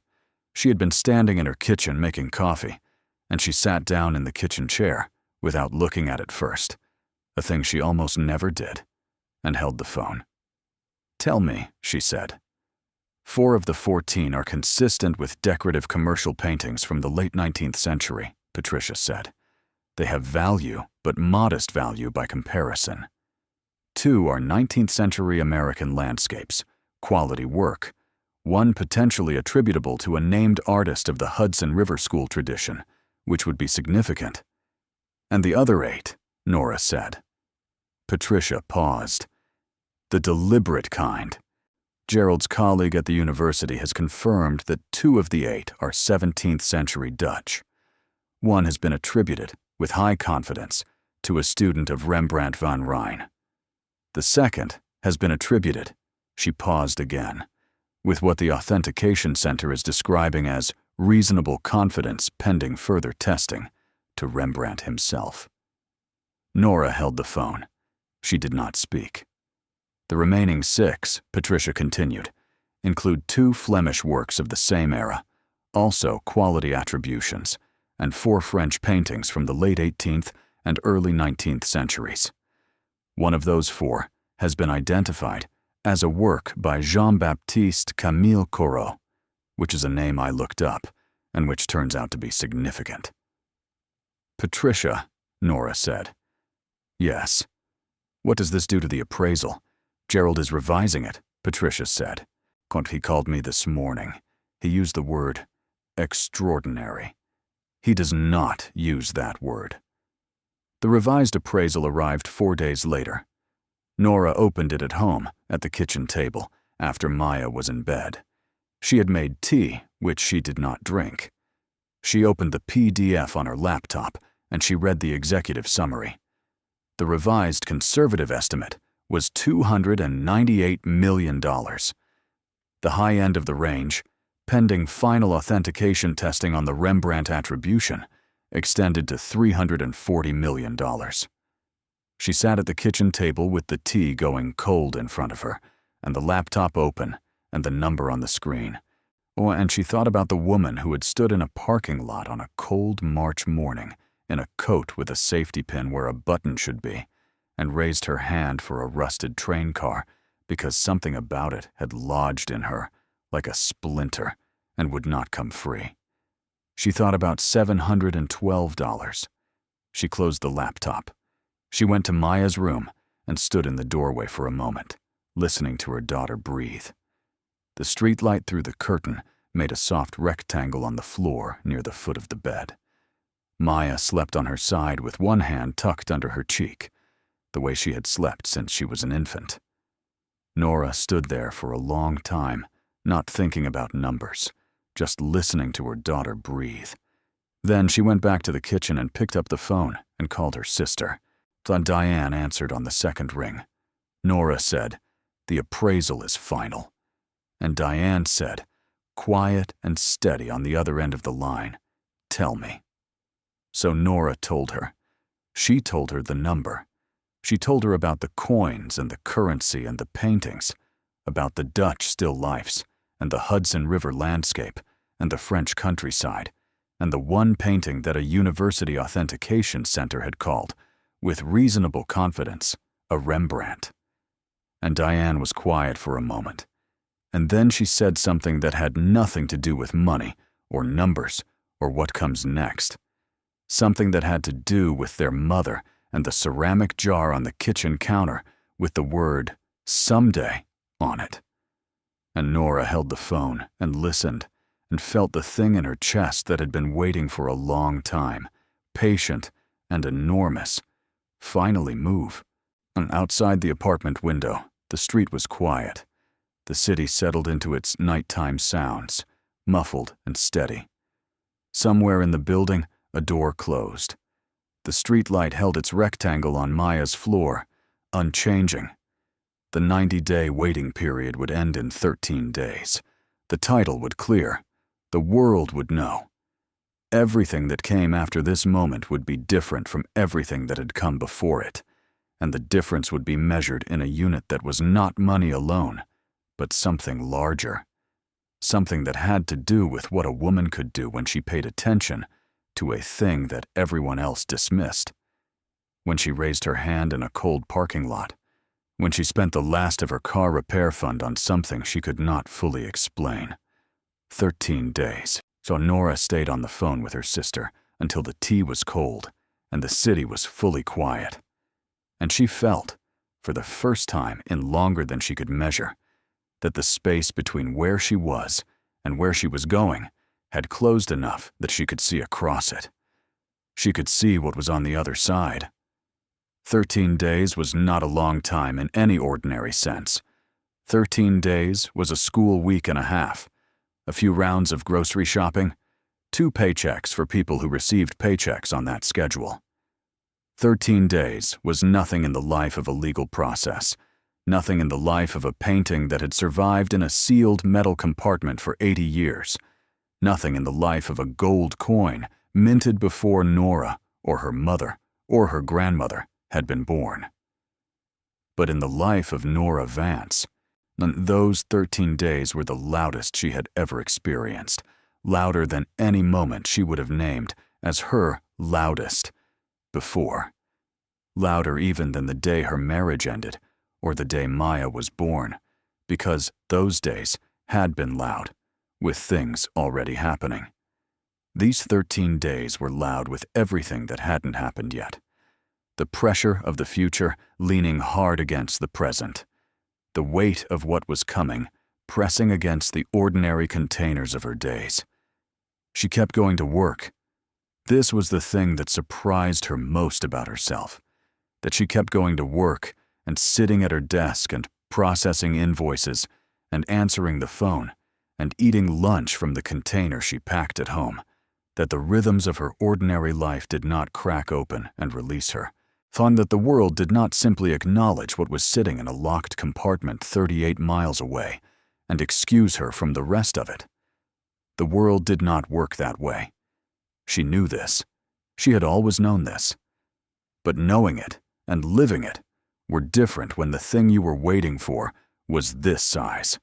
On day 88 of the 90-day window, a second claim arrived. Patricia called to tell her.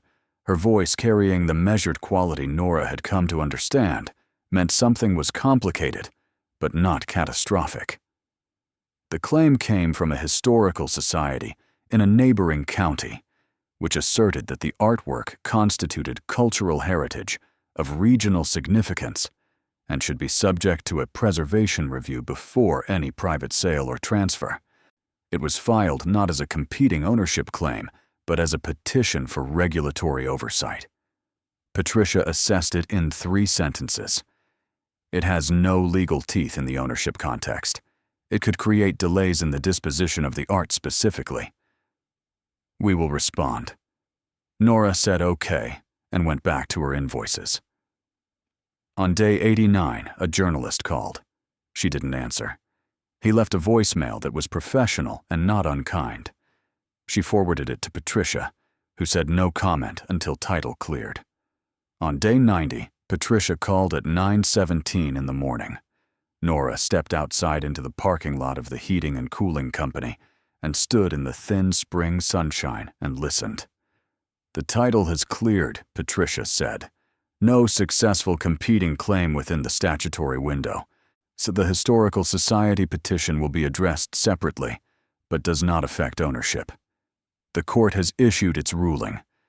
As of this morning, Nora, the contents of Lot 44C, Dunmore Siding, are legally and unambiguously yours. Nora stood in the parking lot. A delivery truck pulled out of the lot next door, its engine loud and indifferent. Somewhere behind her, through the glass door, the front desk phone was ringing.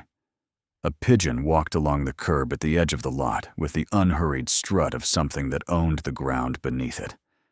She said, "Thank you, Patricia." Patricia said, "You did the hard part. All of it." Nora went back inside. She sat at her desk. She processed 3 more invoices because she was a practical woman and the invoices still needed processing. Then she typed a brief email to her supervisor, requesting a meeting at his earliest convenience. He responded within 10 minutes. She went to his office and sat across from his desk and gave her notice. He looked at her for a moment. Then he said, "I can't say I'm surprised." After a pause, he added, "I hope it's everything it should be." She said, "I think it might be." She drove home that afternoon through spring traffic, windows cracked, the air carrying the first real warmth of the season, the kind of warmth that arrives in the middle of a day and reminds you that winter always ends. She thought about her mother's ceramic jar with "someday" on it. She thought about the safety pin on her coat. She thought about Maya saying okay with her whole trusting heart on the morning Nora had told her she might buy a train car, and she thought about $712. Then she thought about what came next, and she let herself think it fully for the first time, without the careful guardrails she had maintained through 90 days of waiting, without the hedging and the contingencies and the if it turns out to be's. She let herself think it straight and plain, the way you think about something when it is finally, officially, irreversibly real. It was hers. All of it. What came next was hers to decide. She stopped at the grocery store on the way home and bought the good pasta, the expensive kind in the box with Italian writing on it that she always looked at and never put in the cart, and a jar of sauce that cost 3 times what the store brand cost. And a bunch of tulips from the flower stand by the entrance, because Maya liked tulips, and they had not had flowers in the apartment since the ones Mrs. Peterson had given them at Christmas. She paid without counting the total first. She put the bags in the car, and she sat for a moment in the parking lot with the tulips on the passenger seat and the spring air coming through the crack in the window. Then she drove home to her daughter. Maya was at the kitchen table with her homework when Nora came in, the sketchbook open beside the math worksheet. In that particular arrangement, that meant the math had been difficult, and the horses had been a necessary interruption. She looked up when Nora came in, carrying the groceries and the tulips. Her eyes went to the tulips. She said, "Are those for us?" "Those are for you," Nora said. Maya got up from the table and took the tulips and held them in both hands and looked at them with the close, attending look she gave to things she found beautiful. The look she gave to birds outside the window and to the ocean in the nature documentaries and to the horses she had never ridden but drew from memory from books. Then she looked at Nora with those serious brown eyes. "Did something happen?" she asked. Nora set the grocery bags on the counter. She turned to face her daughter, who was 7 years old and too serious for 7, and who saved her Halloween candy and made her bed without being asked, and said okay with her whole heart when the situation called for it. "Yes," Nora said. "Something happened. I'll tell you everything after dinner." Maya looked at her for a long moment in that assessing way she had. Then she said, "Is it good?" Nora looked at her daughter standing in the kitchen holding a bunch of tulips. She thought about everything that had brought them to this kitchen, to this apartment, to this particular evening in early spring with the windows cracked and the good pasta on the counter, and 90 days of waiting, finally, cleanly, over. "Yes," she said, "it's good." Maya nodded once, with the gravity of a child accepting important information, and went to find a glass for the tulips. Nora turned to the stove and began making dinner, and for the first time in longer than she could precisely remember, she was not calculating what it would cost. There is a particular kind of mourning that exists in the space between one life and the next. A mourning where the light comes through the same window it has always come through, and lands on the same floor it has always landed on. But something about its angle is different. Something about the quality of the air has shifted in a way that is not dramatic and not loud, but is completely, permanently real. Nora knew that kind of mourning now. She had lived it on the day after the title cleared, lying in her bed in the apartment on the 2nd floor, with the curtain that had replaced the broken blinds, and listening to the city find its morning rhythm, the early trucks and the distant school bells, and the particular sound of a building waking up around her, the pipes and the footsteps, and the settling of floors that had held the weight of her life for the past 3 years. She had lain there with her eyes open and thought about the fact that everything was different, and that the ceiling looked exactly the same, and that these two things were both true simultaneously, and that this was, she supposed, what transformation actually felt like from the inside, not like a revolution, but like a hinge, a quiet turning, a door opening, not with a crash, but with the soft, definitive sound of something that has been sealed for a long time, finally, gently, giving way. The story broke on a Thursday morning, 6 days after the title cleared, in the regional newspaper that had run the original 3-paragraph item 4 months earlier. This time, it was not 3 paragraphs on page 7. This time, it was the front page, above the fold, with a photograph of the Dunmore siding taken from the county road, and the rusted car visible through the chain-link fence in the flat spring light, looking exactly like what it was, which was an impossible thing wearing the disguise of a worthless one. The headline read, "Single Mother's $500 Auction. Bid uncovers $298 million fortune in abandoned railcar." The number was not precisely accurate. The conservative appraisal estimate was $291 million, and the $500 figure referred to the minimum bid at auction rather than what Nora had actually paid, which was $712.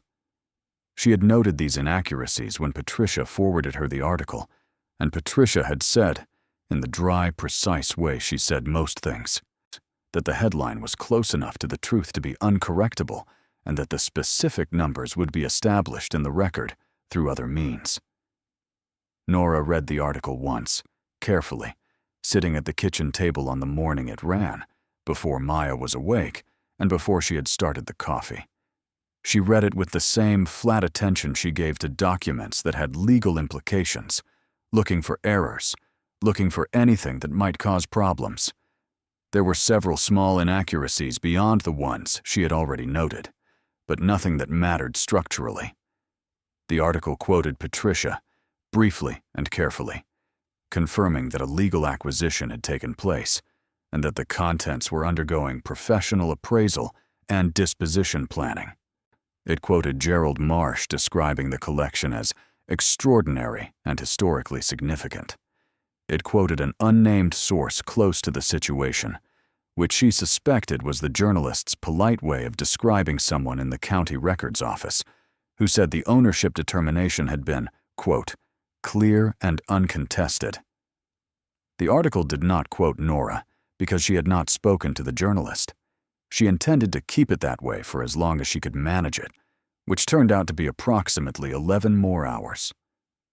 The calls began before 9, not to her, because her number was not listed, and she had not given it to anyone in the context of the Dunmore situation, but to Patricia's office, and to the county surplus division, and, she later learned, to her sister Diane, who received 7 calls that day from people she didn't know, and 2 from journalists, 3 from people identifying themselves as interested parties, or representatives thereof, and 2 from people who simply wanted to know if it was true. Diane called Nora at noon. "Are you all right?" Diane said. "I'm at home," Nora said. "I turned my phone off for a while. Craig wants me to tell you he's sorry again. He already apologized. He wants to apologize better. He's been walking around the house saying he should have believed you." "That's very Craig," Nora said. Diane laughed, a little shakily. "Nora," she said, "this is real. It's everywhere. I got a call from someone at the Associated Press." "I know," Nora said. "What are you going to do?"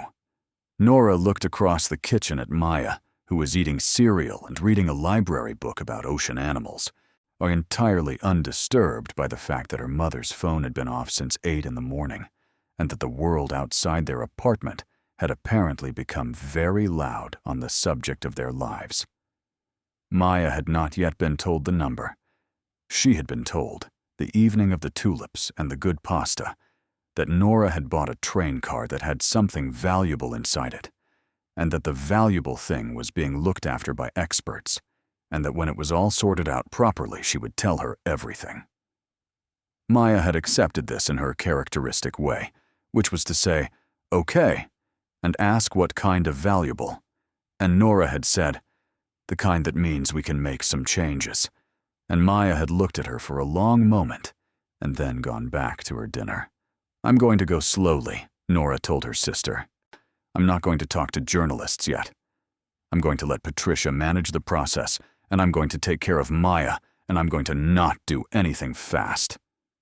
"That sounds right," Diane said. "Will you come?" Nora asked. She had not planned to say it, but she heard it come out of her mouth and recognized it as true. That she needed her sister. That the thing she had been carrying alone for 4 months was too large for one person now that it was fully real and fully public and fully hers. "Can you come for a few days?" Diane was quiet for a second. Then she said, "I'll be there Saturday." The weeks that followed were a controlled chaos that Nora navigated with the same methodical attention she had brought to every other stage of the process. Patricia managed the legal and financial correspondence. Gerald Marsh oversaw the physical handling of the collection, working with a team of specialists to remove the items from the compartment under documented conditions, each piece cataloged and photographed and transported to secure climate-controlled storage.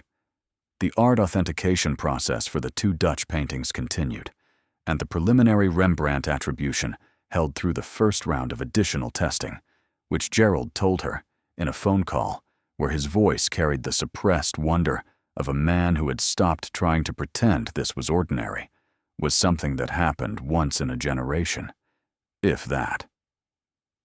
The scrap metal dealer who had counterbid against her at the auction was interviewed by 2 different publications.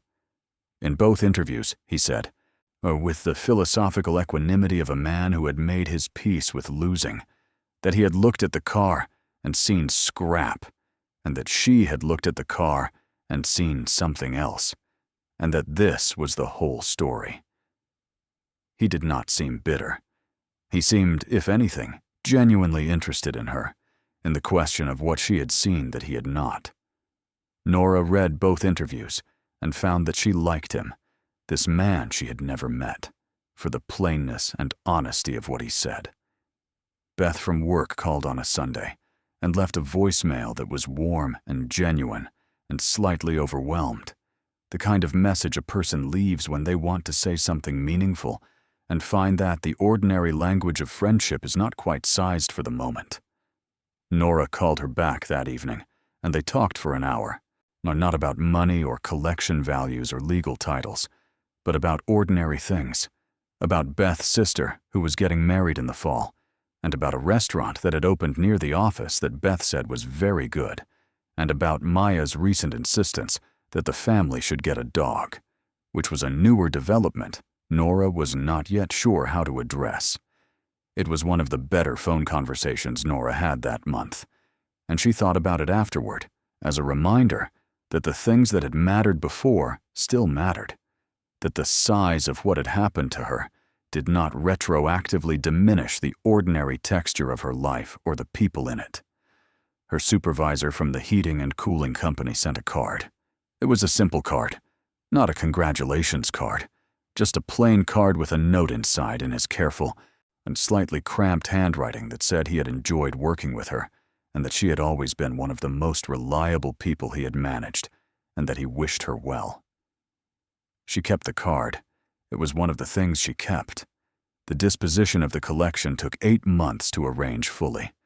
Patricia guided her through the decisions with the patience of someone who understood that the decisions were not only financial, but personal, that each choice about what to sell and where and when and to whom was also a choice about what kind of person Nora intended to be on the other side of all this. Several institutions expressed interest in the art collection, and 2 major auction houses made formal proposals for the coins and currency. The Rembrandt attribution was confirmed, with qualifications, by a 3rd independent authentication review, and when that confirmation became public, it generated a level of attention that was different in kind from what had come before. Quieter in some ways, but more intense. The focused attention of a world that understood what a confirmed Rembrandt meant. Nora spent 2 evenings reading about Rembrandt van Rijn, the painter, the man. She read about his life, his financial troubles in his later years, his bankruptcy, the auction of his possessions, the way he had kept painting through all of it. She read about his students, the circle of artists who had trained under him and learned his techniques so thoroughly that attribution between the master and the best of his students was a question that had occupied art historians for centuries. She thought about the paintings she had seen in the compartment under Gerald Marsh's portable LED lights, the small landscape in greens and ochres, the body of water suggesting itself in the middle distance, the sky in layered grays and faded blues. She thought about a man painting that somewhere in the 17th century, in a studio in Amsterdam, in the complicated middle of a life that had not gone entirely according to plan. She thought about things that survived when they should not have. She thought about the quality of objects that had been made to last. She decided not to sell the Rembrandt. This was the decision that surprised people the most, more than any of the financial decisions, more than the choices about auction houses and institutional partnerships and trust structures. Patricia had laid out the options with her customary precision and had not recommended either way, because it was not her place to recommend, only to inform. Gerald Marsh had told her, equally precisely, that the auction value of the piece, given the confirmation, would be in the range of $40 to $70 million, and that this range might extend considerably upward, depending on market conditions at the time of sale. She had listened to all of this, and then she had said that she wanted to loan it, not sell it. She wanted to place it on long-term loan with a museum, to be publicly displayed, to be seen, to be the thing it was, a painting made by a man who had understood something about light and about what it meant to illuminate ordinary things in extraordinary ways. She wanted people to stand in front of it the way she had stood in the beam of her flashlight in a sealed compartment in a rusted train car, and feel the floor of the world shift beneath them a little. Patricia had looked at her for a moment, and then said, "That can be arranged." The museum that received the loan was a mid-sized institution in a city 2 hours from Dunmore, the kind of museum that was large enough to matter and small enough that a painting could be approached closely, contemplated, returned to. The curator who handled the arrangement was a woman named Dr. Elaine Farrow, who communicated with a precision and enthusiasm that reminded Nora somewhat of Gerald Marsh, the same quality of a person for whom the thing they studied was not merely professional, but personal, not merely work, but devotion. Dr. Farrow described the painting, in a letter she wrote to Nora after the loan was formalized, as one of the most moving works she had encountered in 30 years of museum work. And she said that seeing it arrive in the museum's conservation studio had felt, in her words, like meeting someone you had known all your life, but never seen in person. Nora read that letter 3 times. Then she put it in the folder she was keeping, the folder of things that mattered, alongside her supervisor's card and the auction receipt and the notebook page, with the labels she had read in the flashlight beam on that Saturday morning when everything began to change. The coin collection, all 44 lots, was sold through one of the major auction houses over 3 sessions spanning 6 months.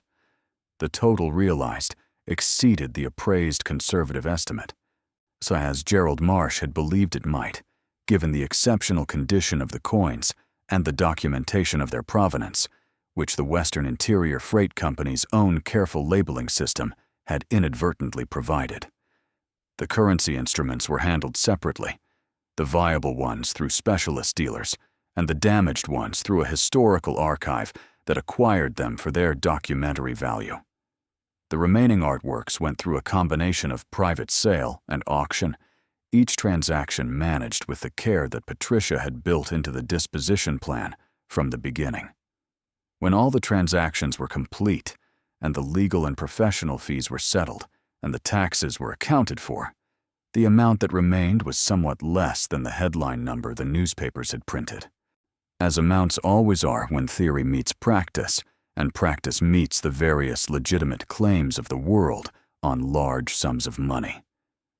But it was still a number so large that Nora could not look at it directly for the first weeks it existed in her account. She looked at it sideways, the way you look at the sun, in peripheral glances, waiting until her eyes had adjusted to its scale. She moved out of the apartment in June. She did not move to a large house or an expensive neighborhood, a choice that puzzled some people and that she found she did not need to explain. She moved to a house with a yard, a real yard, large enough for a dog, because Maya had continued to make the case for a dog with the methodical persistence of a child who had inherited a certain quality of determination from her mother. The house was in a neighborhood that had good schools and old trees and sidewalks wide enough to walk on without stepping off the curb. It was not a neighborhood that announced itself. It was a neighborhood that was simply good, solidly and genuinely good, the way things that are made for lasting rather than for display tend to be. They got the dog in August. He was a medium-sized dog of no discernible specific breed, amber-colored, with the good-natured, earnest temperament of an animal that has decided the world is fundamentally fine and intends to engage with it accordingly. Maya named him Corot, because by August she had heard enough about the French painter Jean-Baptiste Camille Corot, whose work had been among the art inventory, that the name had lodged in her vocabulary, and she found it satisfying to say. Nora had not objected. She thought it was a good name for a dog whose coloring was, in fact, somewhat reminiscent of the warm ochre tones in the landscapes she had read about. She enrolled Maya in the school 3 blocks from the new house, and Maya started in September with a particular combination of nerves and self-possession that she brought to new things. And within 6 weeks, she had 2 friends she talked about regularly, and a teacher she admired, and a reading group she had been moved into that the teacher had described to Nora at the first parent conference as, she paused, looking for the right word, exceptional. Nora had sat across from the teacher's desk and thought about the word and felt something open in her chest that had been closed for a long time, not because she had doubted her daughter.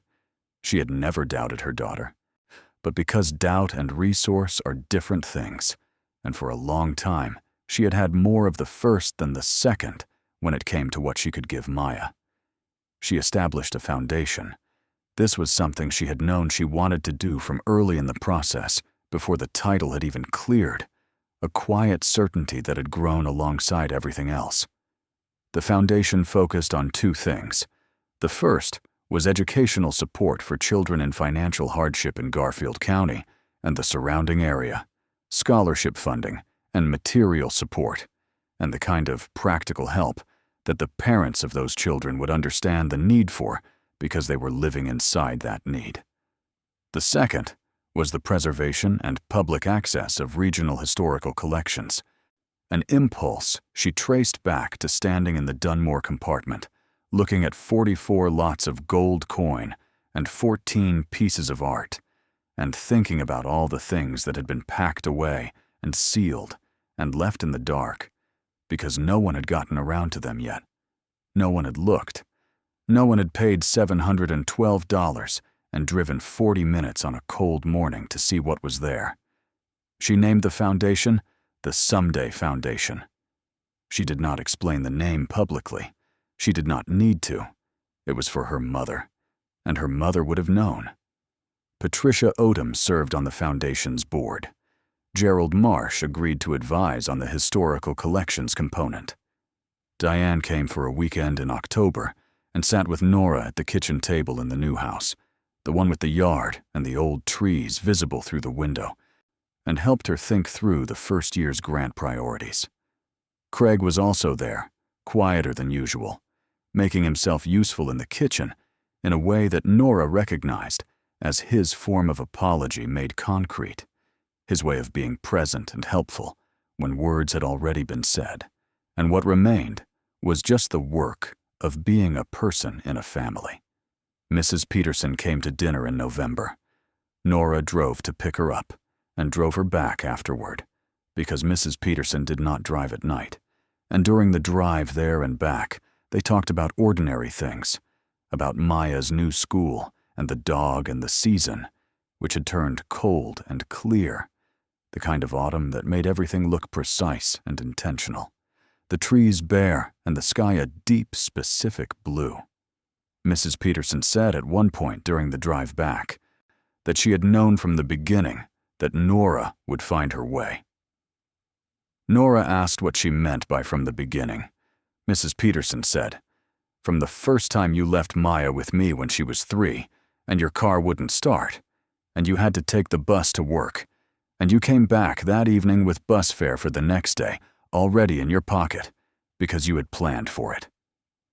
"You always planned," she said. even when it was hard. Nora drove Mrs. Peterson home and walked her to her door and hugged her, which she did not always do because Mrs. Peterson was not primarily a hugging person.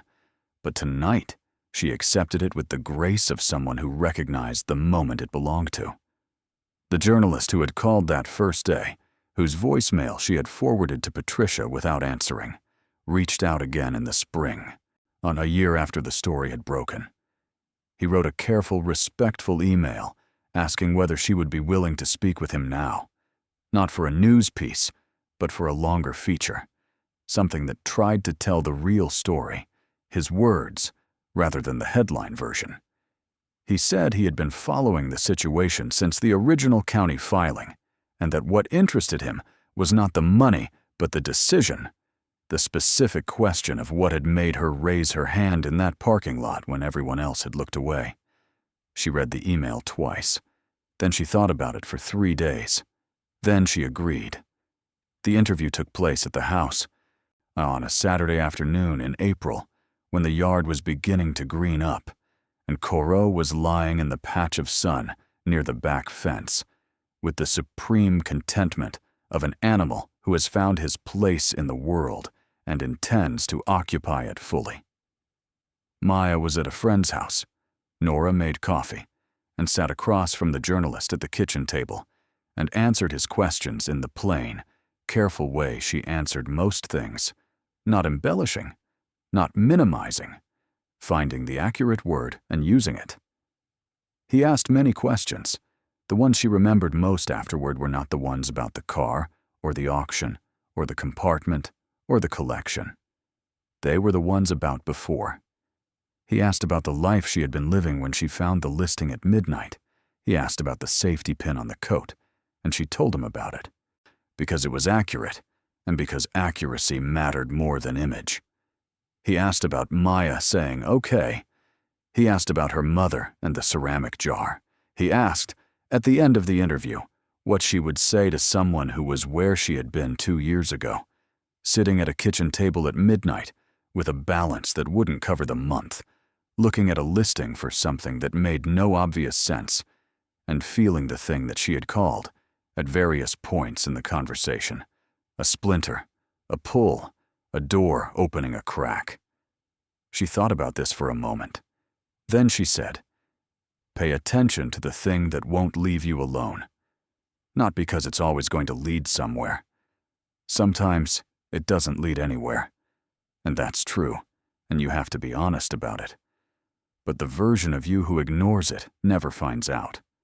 The version of you who follows it at least knows what was there." She paused. "I spent $712 on a rusted train car because something about it wouldn't let me go. I didn't know why. I still can't fully explain it. But I knew that if I didn't go look, I would spend a long time wondering. And I had spent enough time wondering about things I hadn't done." The journalist wrote that down. He looked at it for a moment. Then he said, "That's the story." She smiled a little. "It's one of them," she said. The feature ran in a national publication the following month. It was long and carefully reported, and it was, she thought when she read it, largely accurate, which was more than she had expected and more than most people got.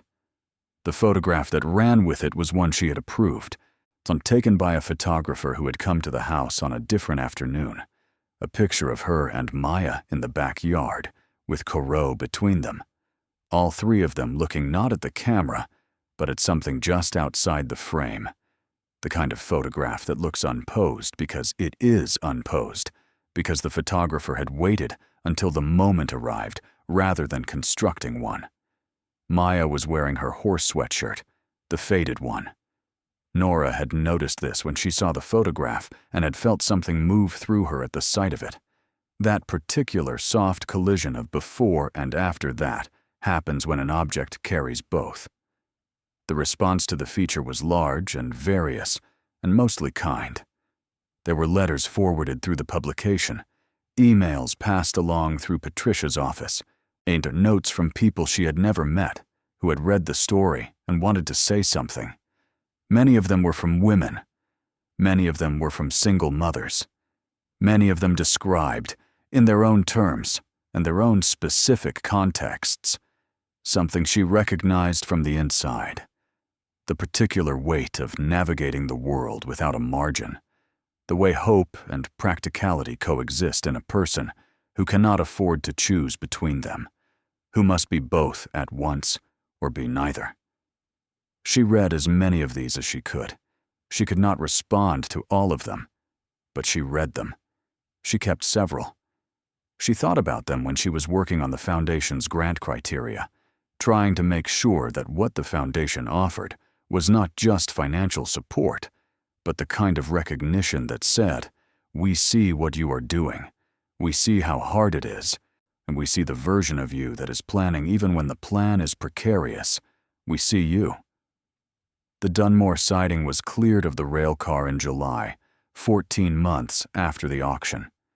The car was transported to a rail preservation society that had expressed interest in its historical documentation, given the connection to the Western Interior Freight Company and the broader history of private regional freight in the county. The society intended to restore the car's exterior and use it as a permanent exhibit, a decision Nora had approved and that she found appropriate, not because the car had any particular monetary value in itself, but because it was part of the story, and the story deserved its artifacts. She visited the siding once more before the car was moved, on a quiet morning in late June, before the summer fully arrived and the weeds grew tall around the old tracks. She drove the 38 miles alone, left early, arrived as the sun was coming up. The gate opened with the county key. She walked to where the car sat, unchanged in its rusted stillness, and stood beside it for a while. She put her hand flat against the metal. It was cold the way it had always been cold, indifferent to the season or the time of day, the dense cold of iron that has absorbed a great deal and released nothing. She stood with her hand against the metal and thought about the Saturday morning she had stood in exactly this spot with her flashlight and the door open, and Gerald Marsh behind her, and the compartment full of its organized, patient, waiting things. She thought about the word extraordinary, or which Gerald had used more than once, and which she had turned over in her mind many times since. She thought about the ordinary things that preceded it, the listing at midnight, the drive on a Saturday in rubber boots, the auction in the cold parking lot, the safety pin, the $712. The long chain of small, ordinary things that a person does when they are paying attention, when they follow the thing that won't let them go, when they raise their hand in a cold parking lot and decide to look. She thought about her mother. She thought about the someday jar. She thought that her mother would have been amazed by all of this, and also, in another way, not surprised at all, because her mother had always believed that the world contained more than it showed you if you were willing to look past the surface of it. Not if you were willing to drive 40 minutes and stand at a fence and press your face against the chain link and see what was there. She stood with her hand on the cold metal for a long time. The birds were loud in the trees beyond the fence. The early summer light came flat and gold across the old tracks, catching in the rust and turning it warm. Then she took her hand away. She walked back through the gate. She locked it behind her and put the key in her bag, where it had lived for more than a year now, just a key on a county keychain. Unremarkable. The kind of thing you carry so long it stops being something you notice and becomes simply part of the weight of what you carry. She drove home through the morning. The fields were green on either side of the county road, the deep, insistent green of early summer, and the sky above them was a blue that went up and up without stopping. She thought about Maya, who would be awake by now, feeding Corot in the kitchen, the amber dog circling with his earnest morning energy, the sound of his nails on the kitchen floor, and Maya's voice telling him to sit, which he was still learning. She thought about the new school year starting in September, and the Foundation's first grants going out in the fall, and the museum 2 hours away, where a small painting in greens and ochres hung in a clean, well-lit room where anyone could come and stand in front of it and take their time. She thought about the things that last because they were made to last, and the things that last because someone, at some point, decided to pay attention to them. She drove home. The key sat in her bag, ordinary and specific, the weight of a thing that had been used and had done its work. In the kitchen of the house with the yard and the old trees, Maya was feeding Koro, and the morning was beginning, and the someday that her mother had saved for in small amounts in a ceramic jar over 22 years was alive and present and real in every room, moving through the ordinary light of an ordinary morning in a life that was finally, fully, entirely her own. Thank you so much for watching until the end. If you loved this story, check out the other videos on your screen now. I think you will really enjoy them. And do not forget to subscribe if you have not already. See you in the next story. The Earl of the Situation, which was how Nora privately thought of him. The locksmith Earl, who had driven his van out to the Dunmore siding twice, and had said almost nothing of substance on either visit, and had charged her a fair rate, and had never, as far as she knew, spoken to a journalist, sent her a card 6 weeks after the story ran. The card had his business name on the outside, the same peeling vinyl lettering rendered in miniature on the cardstock, and inside he had written, in large, unself-conscious handwriting, "Good for you." That was all. Good for you. She put it in the folder with the other things she kept. She thought it might be her favorite. The 90-day waiting period, the months of appraisal, the legal navigation, the careful management of Patricia's careful management, all of it had required Nora to be precise and patient in ways that did not come entirely naturally to her, and in ways that required effort and deliberateness. She was, by inclination, a person who wanted to understand the whole shape of a thing before she committed to it, who liked to read the instructions before starting, who wrote lists and checked them. But she was not, by temperament, a patient person in the way that patience is usually described, as a kind of passive waiting. Her patience was active. It was the patience of a person holding a structure together through sheer force of sustained attention. The patience of a woman who had learned through necessity that some things cannot be rushed, and that rushing them costs more than the time you save. The financial advisor Patricia had recommended was a woman named Helen Cook, who had an office in the city, and who had spent the first 20 minutes of their initial meeting not talking about money at all, but asking Nora questions about what she valued, what she was afraid of, what she wanted her life to look like in 10 years, in 20. Nora had found this both unexpected and useful. She had not previously had a financial advisor, had not previously had assets that required one, and she had imagined the experience would begin with numbers and remain there. Helen Cook's approach was different. She treated the money as a tool whose purpose depended entirely on the person holding it, and she seemed genuinely interested in Nora as a person rather than as a portfolio, which was not what Nora had anticipated and which she found, as she found most things that were different from what she anticipated, to both disorienting and clarifying. They worked together over many months, building a structure around the assets that reflected Nora's priorities, which were, in the order she had named them when Helen asked, Maya's future, the foundation, security without excess, and something she had taken a long time to articulate, but which Helen had received without blinking, which was the ability to give help in the way she had needed help and not received it, specifically and practically, and without making the person on the receiving end feel like a charity case. Helen had written that last point down and looked at it and said, "We can build toward all of this." They had built toward all of it. It had taken time, and it had required Nora to learn things she had not known before about trust structures and endowments and the specific mechanics of how money behaves when there is more of it than you have ever managed, which is not entirely different from how it behaves when there is less, in that it requires attention and intention and a clear sense of what you are doing with it and why.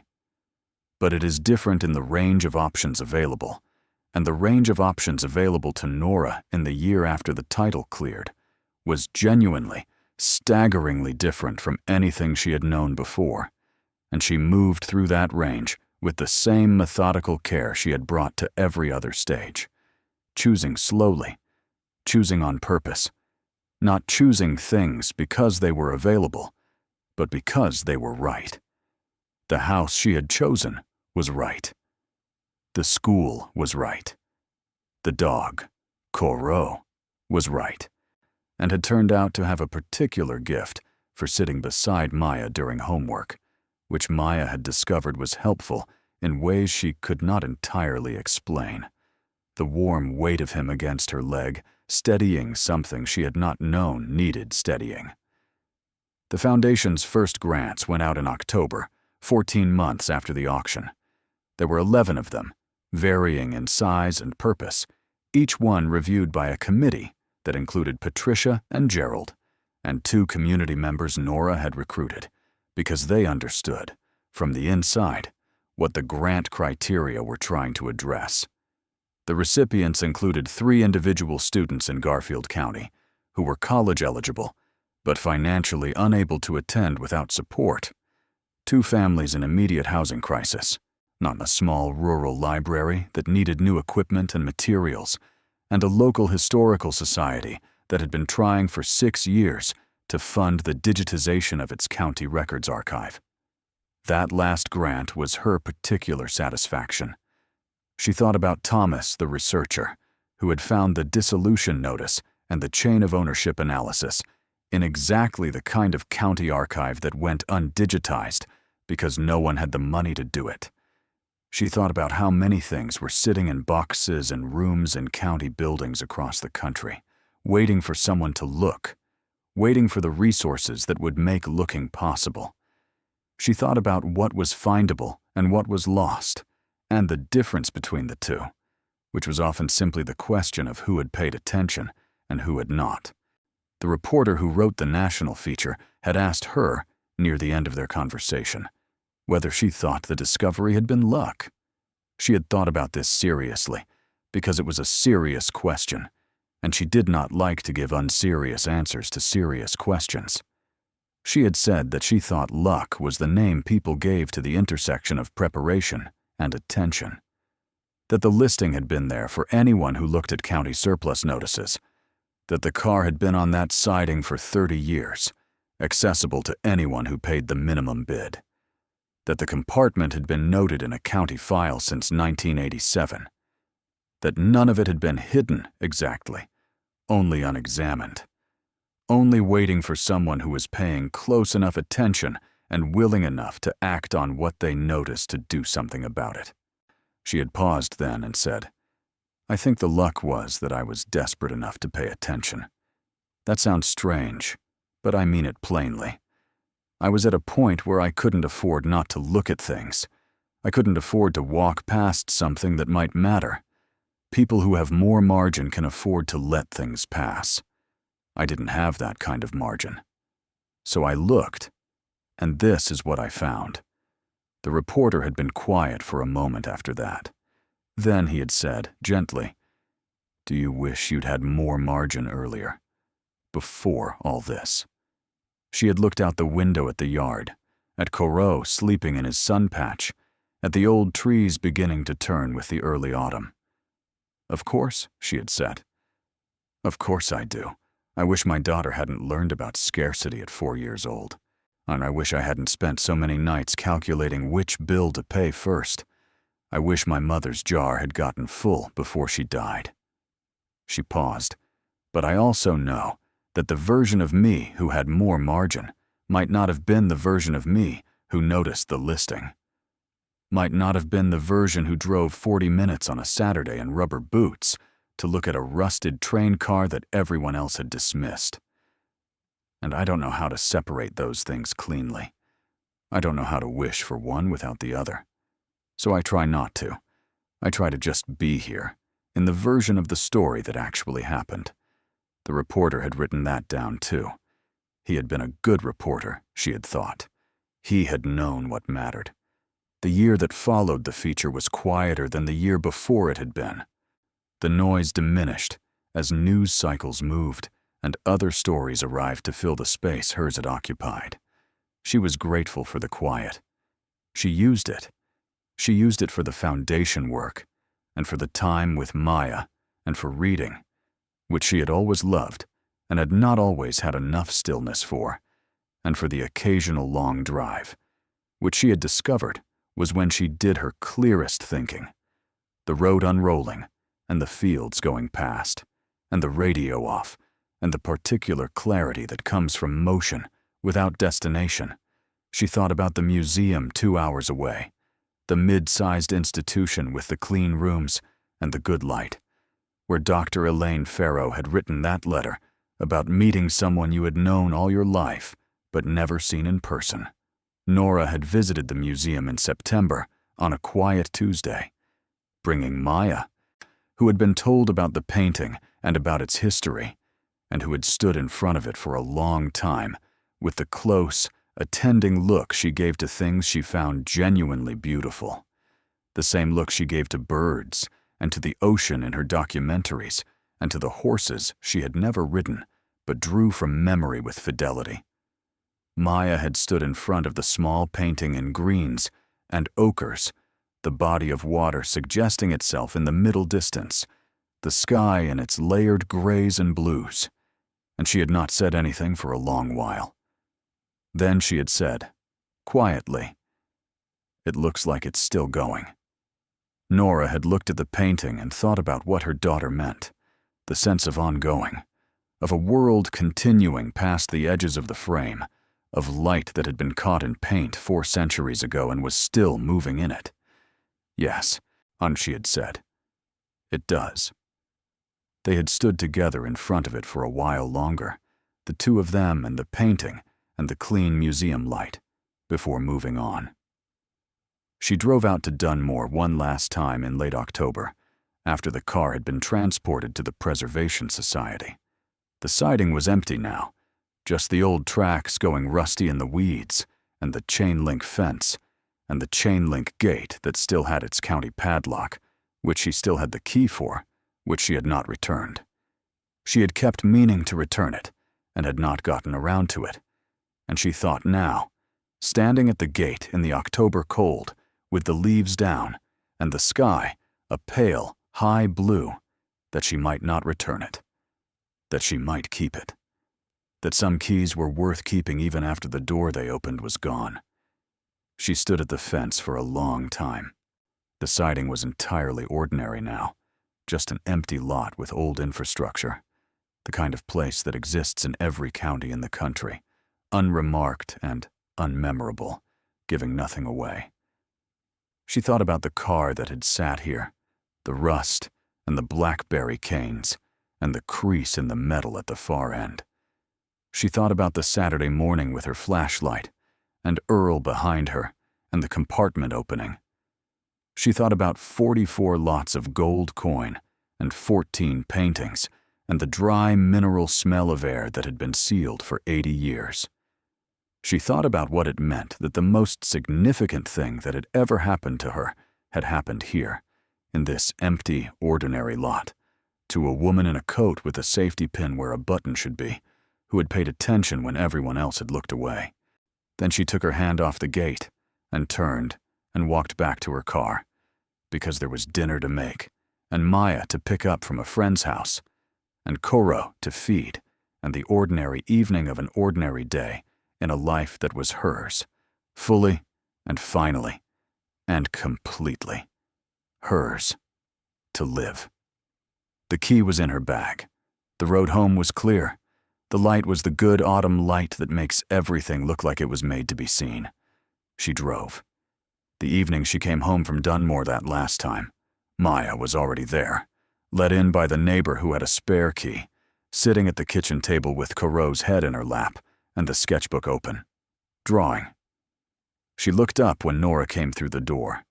Nora set down her bag and stood in the kitchen doorway and looked at her daughter in the evening light, in the house with the yard and the old trees, and felt the full weight of it.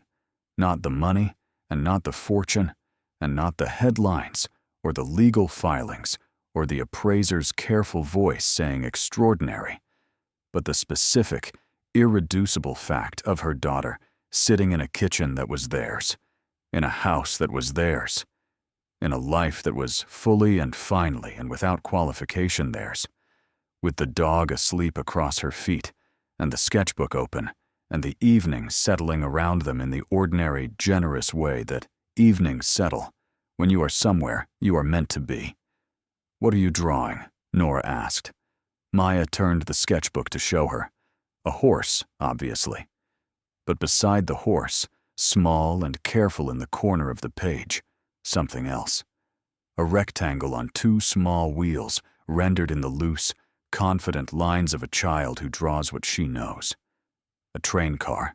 Nora looked at it. Then she looked at her daughter. Maya shrugged the small shrug of a child who has made something and knows it is right. "You found our whole life in there," Maya said simply, and went back to her drawing. Nora stood in the doorway for another moment. Then she went to make dinner, and the evening continued, and the light came through the windows the way it always had, landing where it landed, warm and entirely real. Thank you so much for watching until the end. If you loved this story, check out the other videos on your screen now. I think you'll really enjoy them. And don't forget to subscribe if you haven't already. See you in the next story.